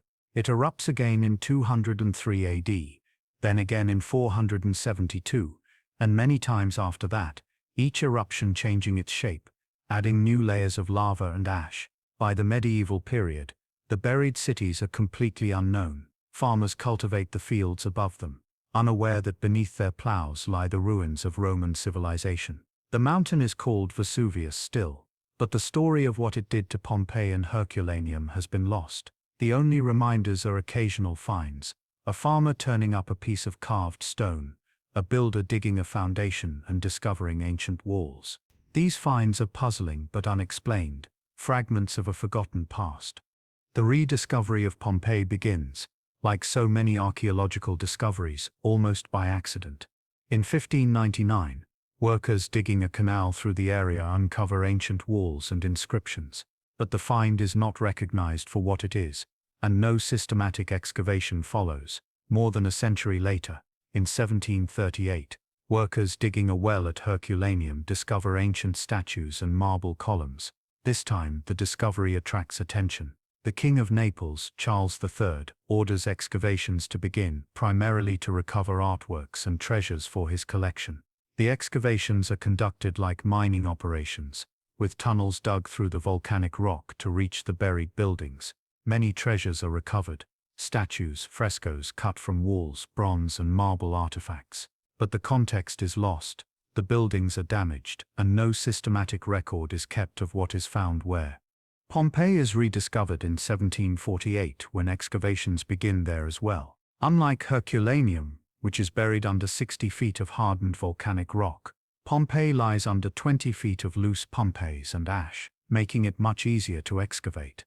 Over the following decades and centuries, more and more of the city is uncovered. The work is slow and often destructive by modern standards. Early excavators are interested primarily in recovering valuable artifacts, and walls are knocked down, frescoes are cut out and removed, mosaics are lifted and taken to museums. But gradually, as archaeological methods improve and the scientific value of the site becomes apparent, the excavations become more careful and systematic. The goal shifts from treasure hunting to understanding what was life like in a Roman city. How did these people live, work, worship? What can these ruins tell us about ancient civilization? One of the most important discoveries comes in 1863, when the archaeologist Giuseppe Fiorelli develops a technique for preserving the shapes of the bodies. By this time, excavators have found many cavities in the hardened ash, spaces where bodies had been buried and then decayed, leaving behind hollow molds. Fiorelli realizes that by carefully pouring plaster into these cavities, he can create casts of the bodies in their final moments. The results are haunting and heartbreaking. The casts show people in their death poses, a family huddled together, a man trying to protect his face with his arms, a dog writhing at the end of its chain, unable to escape. These casts bring the tragedy of Pompeii into sharp focus. These are not just ruins or artifacts, but people, individuals who had lives and families and futures, all ended in a moment of catastrophe. The casts make the victims of Vesuvius real in a way that no written account ever could. As excavation continues into the 20th and 21st centuries, Pompeii reveals more and more of its secrets. Entire neighborhoods are uncovered, their houses still containing furniture, cookware, food, art. The graffiti on the walls speaks to us across the centuries: declarations of love, political advertisements, crude jokes, prices for goods, complaints about neighbors. A bakery is found with loaves of bread still in the oven, carbonized but recognizable, marked with the baker's stamp. A tavern is found with painted advertisements, showing the types of food and drink available, the ancient equivalent of a menu. A wealthy house is found with elaborate frescoes, showing scenes from Greek mythology, still vibrant after 2,000 years. A brothel is found with its tiny cubicles and explicit decorations, a window into an aspect of Roman life that written sources often gloss over. Perhaps most remarkably, Pompeii reveals the literacy and casualness of ancient Roman culture. The sheer quantity of writing found in Pompeii is staggering: painted electoral advertisements on public walls, merchants' accounts scratched on wax tablets, graffiti scrawled by bored schoolchildren or by lovers declaring their affection. The Romans were a literate people, at least in their cities, and they used writing constantly, for everything from commercial transactions to casual communication. This writing, preserved in ash, gives us an unfiltered glimpse into their lives, their concerns, their humor, their humanity. We can read a gladiator's boast about his conquests, a student's complaint about his teacher, a woman's prayer to Venus for a successful love affair. These voices speak to us with an immediacy that makes the 2,000-year gap seem to disappear. The excavation of Pompeii continues to this day, though perhaps only 2/3 of the city has been uncovered. The remaining third is left buried, partly to preserve it for future archaeologists with better techniques, partly because maintaining the already excavated areas requires enormous resources. The ruins that are exposed face constant challenges: weathering from rain and sun, damage from vegetation, deterioration of frescoes and mosaics, even theft and vandalism. Preservation is a constant battle, requiring continuous maintenance and conservation work. But the value of Pompeii, both as an archaeological site and as a symbol, makes this effort worthwhile. UNESCO has designated it a World Heritage Site, recognizing its unique importance to human history. What does Pompeii tell us? It tells us first and most obviously about daily life in the Roman Empire at the height of its power. It shows us how Romans lived, what they ate, how they worked, what they valued, what they believed. It gives us details that written sources rarely provide: the layout of houses, the decoration of rooms, the tools used in workshops, the recipes used in cooking. It shows us that Roman life was more complex and more human than the grand narratives of emperors and wars might suggest. These people worried about money, gossiped about their neighbors, loved their children, enjoyed good food and wine, took pride in their work. They were in all the ways that matter, people like us. But Pompeii tells us something else as well, something darker and more philosophical. It reminds us of human vulnerability, of the fact that civilization, no matter how sophisticated, is ultimately at the mercy of nature.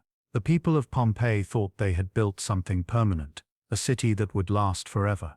They had wealth, technology, military power, the backing of the greatest empire the world had ever seen, and in a single day it was all swept away. The gods they prayed to did not save them. Their engineering and architecture did not protect them.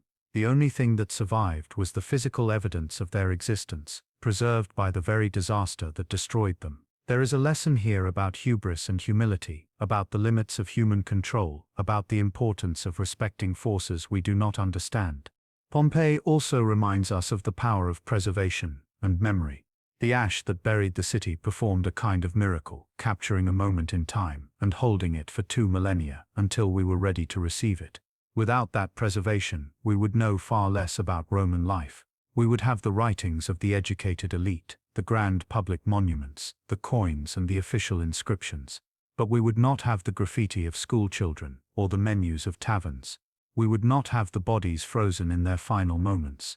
Pompeii gives us an unmediated connection to the past, a way of seeing history that is not filtered through the perspectives of the powerful. It democratizes history, showing us the lives of ordinary people alongside those of the wealthy and influential.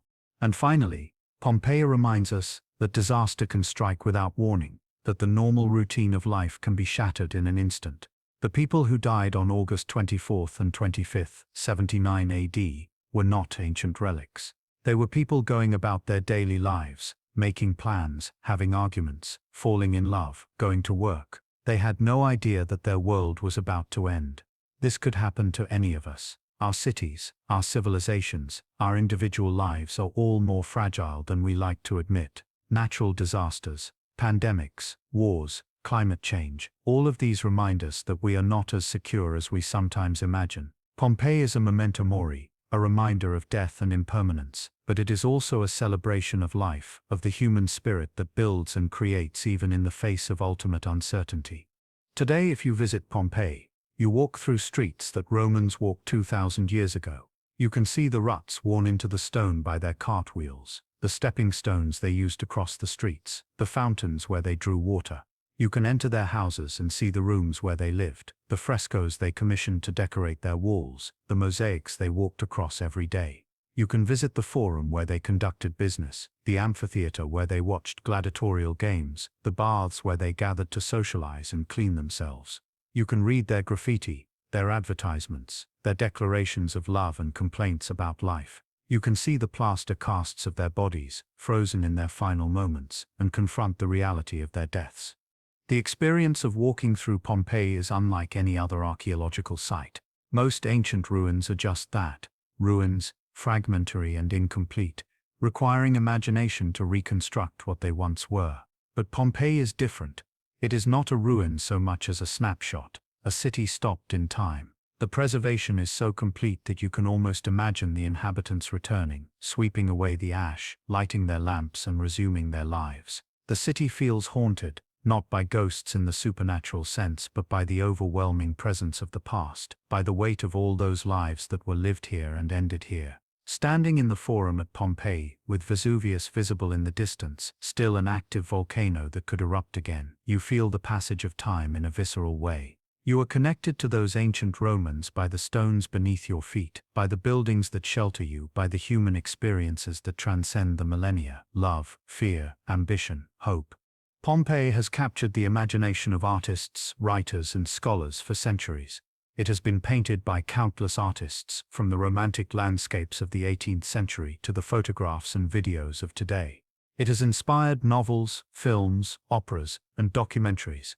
Edward Bulwer Lytton's 1834 novel The Last Days of Pompeii was a bestseller that shaped how generations imagined the eruption. More recently, films have attempted to recreate the disaster with varying degrees of accuracy. These artistic responses testify to Pompeii's power as a symbol and a story. It is a tragedy that has everything: sudden disaster, mass death, the destruction of a civilization, and the miraculous preservation that allows us to witness it all. But Pompeii is more than just a symbol or a story. It is also a scientific resource of immense value. Volcanologists study the deposits from the eruption to understand how such events unfold, information that helps them predict and prepare for future eruptions. Archaeologists continue to excavate and analyze the site, using ever more sophisticated techniques to extract information: DNA analysis of preserved organic material, computer modeling of buildings and city layouts, chemical analysis of food residues and pigments. Each new technique reveals more details, answers more questions, and generates more areas for research. Pompeii is an inexhaustible archive of information about the ancient world, and we have barely begun to read it fully. The site also raises important questions about preservation and tourism. Pompeii receives millions of visitors each year, and this tourism brings both benefits and challenges. The revenue from visitors funds the ongoing excavation and conservation work, but the sheer number of people walking through the ruins causes wear and damage. Frescoes fade from exposure to light and air. Mosaics are worn down by countless footsteps. Buildings deteriorate more rapidly when they are open to the elements than they did when they were buried under protective ash. Balancing public access with preservation is an ongoing challenge, one that requires careful management and continuous investment. Some areas of the site have been closed to casual visitors to protect particularly fragile remains. Others have been restored and reinforced to withstand the traffic. It is a delicate balance between sharing this treasure with the world and ensuring it survives for future generations. Pompeii also forces us to think about whose history we value and preserve. The site has been excavated primarily because it is a Roman city, part of the classical heritage that Western civilization claims as its own. But the same volcanic forces that buried Pompeii have buried countless other sites around the world, sites that are less famous, less visited, less valued, because they do not fit into the narrative of Western civilization. What other stories are buried beneath volcanic ash or desert sands or tropical forests, waiting to be discovered? What other moments of human life have been preserved by disaster but remain unknown because we have not yet thought to look for them? Pompeii reminds us that what we know about the past is only a tiny fraction of what actually happened, that history is shaped as much by what survives and what we choose to value as by what originally occurred. The legacy of Pompeii extends far beyond its ruins. The techniques developed to excavate and preserve the site have been applied to archaeological work around the world. The plaster casting method invented by Forelli has been used to recover remains at other sites. The careful documentation and publication of finds from Pompeii set standards for archaeological practice. The site has trained generations of archaeologists and inspired countless people to pursue careers in history, archaeology, and classics. It has shaped how we think about the ancient world, how we imagine daily life in Rome, how we understand the relationship between humanity and nature. In a very real sense, Pompeii has made the ancient world accessible to us in a way that no other site has quite managed. And yet, for all its fame and all the scholarship devoted to it, Pompeii still holds mysteries. Approximately 1/3 of the city remains unexcavated, buried under the modern town of Pompeii and the farms that surround it. What remains to be discovered in that unexcavated third? What insights await future archaeologists with better techniques and different questions? Who were the people whose bodies have not yet been found, whose stories have not yet been told? The incomplete nature of our knowledge is perhaps fitting. Pompeii should not be fully knowable, should not be completely excavated and catalogued and explained. There should always be more to discover, more mysteries to solve, more connections to make. The past should remain partially hidden, tantalizing us with what we do not know as well as showing us what we do. As you stand in Pompeii today, surrounded by ruins that are not really ruins but preserved buildings from another time, you are standing at the intersection of past and present, of destruction and preservation, of death and life.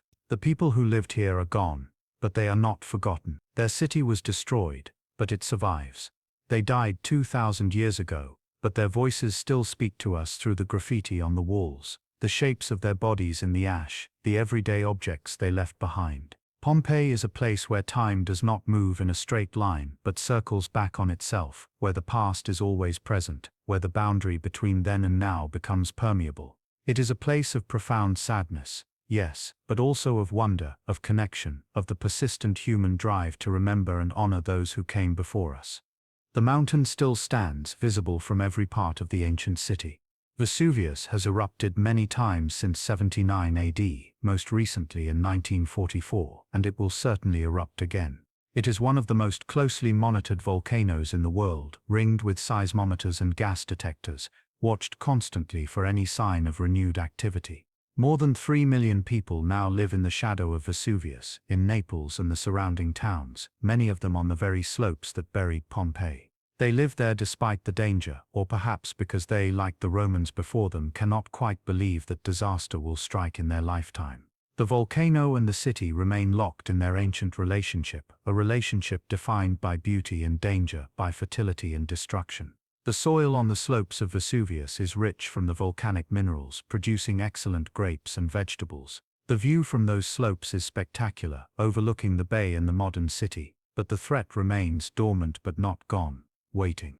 Pompeii reminds us that we cannot control nature, that disasters will happen regardless of our wishes or our preparations, but it also reminds us that we can choose how we respond to disaster, how we remember the victims, how we learn from the past. The people of Pompeii are dead, and we cannot bring them back, but we can honor them by preserving their city, by studying their lives, by telling their story. We can use what they teach us about resilience and vulnerability, about the beauty of ordinary life and the fragility of civilization. We can look at their city and see both a warning and an inspiration, a warning about the dangers we face, and an inspiration about the human capacity to create beauty and meaning, even in the face of ultimate uncertainty.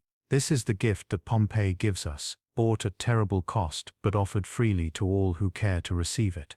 And so we come to the end of our journey through Pompeii, through the last day before the ash fell. We have walked together through the streets of a living city, seen its people going about their daily lives, working and trading, worshipping and entertaining themselves, eating and sleeping and planning for futures that would never come. We have witnessed the catastrophe that ended that city, the mountain that exploded and buried everything under ash and stone. And we have followed the story forward through 2,000 years, through the forgetting and the rediscovery, through the excavations that brought Pompeii back into the light and gave us this extraordinary window into the ancient world. What stays with you as you leave Pompeii, whether in reality or in imagination? Perhaps it is the ordinariness of the place, the reminder that these were real people living real lives, not so different from our own. Perhaps it is the suddenness of the disaster, the realization that everything can change in a moment, that the ordinary morning can become the last morning without warning. Perhaps it is the power of preservation, the miracle that ash and ruin created a time capsule that speaks to us across millennia. Or perhaps it is simply the presence of the past, the feeling that you have walked in the footsteps of ghosts and heard their voices in the silence. The story of Pompeii is many things. It is a story of disaster and death, certainly a tragedy that claimed thousands of lives and destroyed a city. But it is also a story of life, of a vibrant urban culture at the height of Roman power, of people who lived with passion and purpose, who created beauty and built community. It is a story of preservation, of how destruction can paradoxically save what it destroys, creating a record that would otherwise have been lost. It is a story of discovery, of how the past can be recovered and interpreted, how archaeology and scholarship can bring voices from the past back into conversation with the present. And it is a story of memory, of how we choose to remember and honor those who came before us, how we learn from their experiences and carry their stories forward into the future. As you drift towards sleep tonight, let the images of Pompeii wash over you, the sunlight on the stones of the forum, the smell of bread from the bakery oven, the splash of water in the fountain, the painted frescoes on the walls of wealthy homes, the roar of the crowd in the amphitheater, the quiet darkness of temples where prayers were offered to gods who could not save, the terrible beauty of the eruption column rising into the sky, the silence that followed, when the ash had settled and the city was gone. All of this happened. All of this is real, and all of it is preserved, waiting in the ruins for anyone who cares to listen to what the stones have to say. The people of Pompeii could not know that their tragedy would become our teacher, that their city would speak to generations unborn when they lived. They could not know that the ash that buried them would preserve them, that their daily lives would become extraordinary by virtue of their preservation. They went about their business on that August morning thinking of the mundane concerns of any day, what to eat, what work needed doing, what social obligations had to be met. And then the mountain spoke, and everything changed. But their lives mattered, their city mattered. And because of the peculiar preservation that followed their deaths, we can know them in a way we can know few other ancient peoples.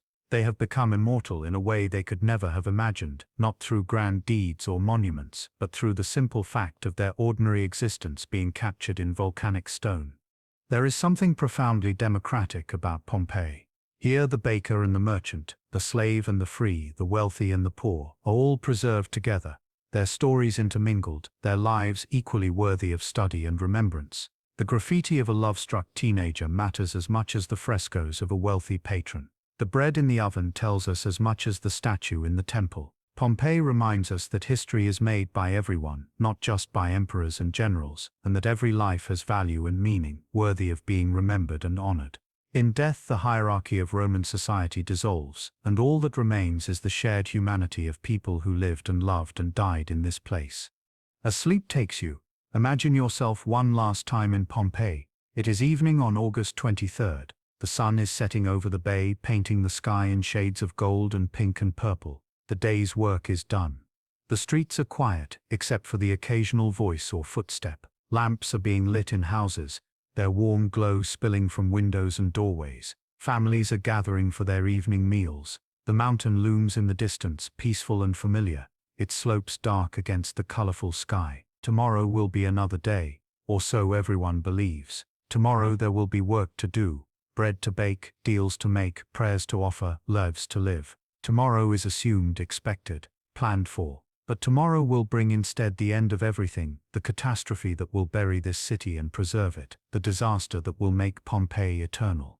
Let your mind drift now. Let the concerns of the modern world fade away. You are standing in a street in Pompeii 2,000 years ago, feeling the warm stone beneath your feet, smelling the evening air, hearing the distant sound of voices and laughter. The past is not dead, not here. The past is alive in these ruins, speaking in whispers, waiting to be heard. And as you sleep, perhaps you will dream of that city, of those people, of that last peaceful evening before the ash fell. Perhaps you will walk with them in your dreams, breaking bread at their tables, listening to their stories, seeing the world through their eyes. And when you wake, you will carry something of Pompeii with you, a connection to the past, a reminder of both the fragility and the resilience of human life, an appreciation for the ordinary moments that make up our days and that can be snatched away without warning. Thank you for joining me on this journey to Pompeii, to the last day before the ash fell. Thank you for listening to this story, for honoring these ancient lives with your attention and your care. The people of Pompeii are gone, but their city remains, speaking across time, reminding us of who we are and where we came from, teaching us lessons about life and death, creation and destruction, memory and forgetting. May their story stay with you. May it inform how you see the world and live your life. May it remind you that every day is precious, that every moment matters, that we are all part of a story that began long before us and will continue long after we are gone. Rest now, let sleep come gently. Dream of sunlit streets and painted walls, of fountains splashing and bread baking, of a city that was alive and is alive still in memory and stone. Dream of Pompeii. And when you wake, remember that we too are building cities, living lives, creating beauty and meaning in the shadow of our own uncertainties. We too are part of history, and we too will be remembered or forgotten based on what we leave behind and whether anyone cares enough to preserve our stories. Make your life matter. Make your days count. Honor the past by living fully in the present. This is what Pompeii teaches us. This is its final gift. Sleep well, traveler. May your dreams be peaceful, your rest be complete, and your tomorrow be full of the beauty and possibility that the people of Pompeii lost but would wish for all who come after them. Until we meet again in another chapter of history, I wish you a calm and gentle night. The archive of history closes now, but the stories remain, eternal as stone, waiting for the next listener to bring them back to life. Good night.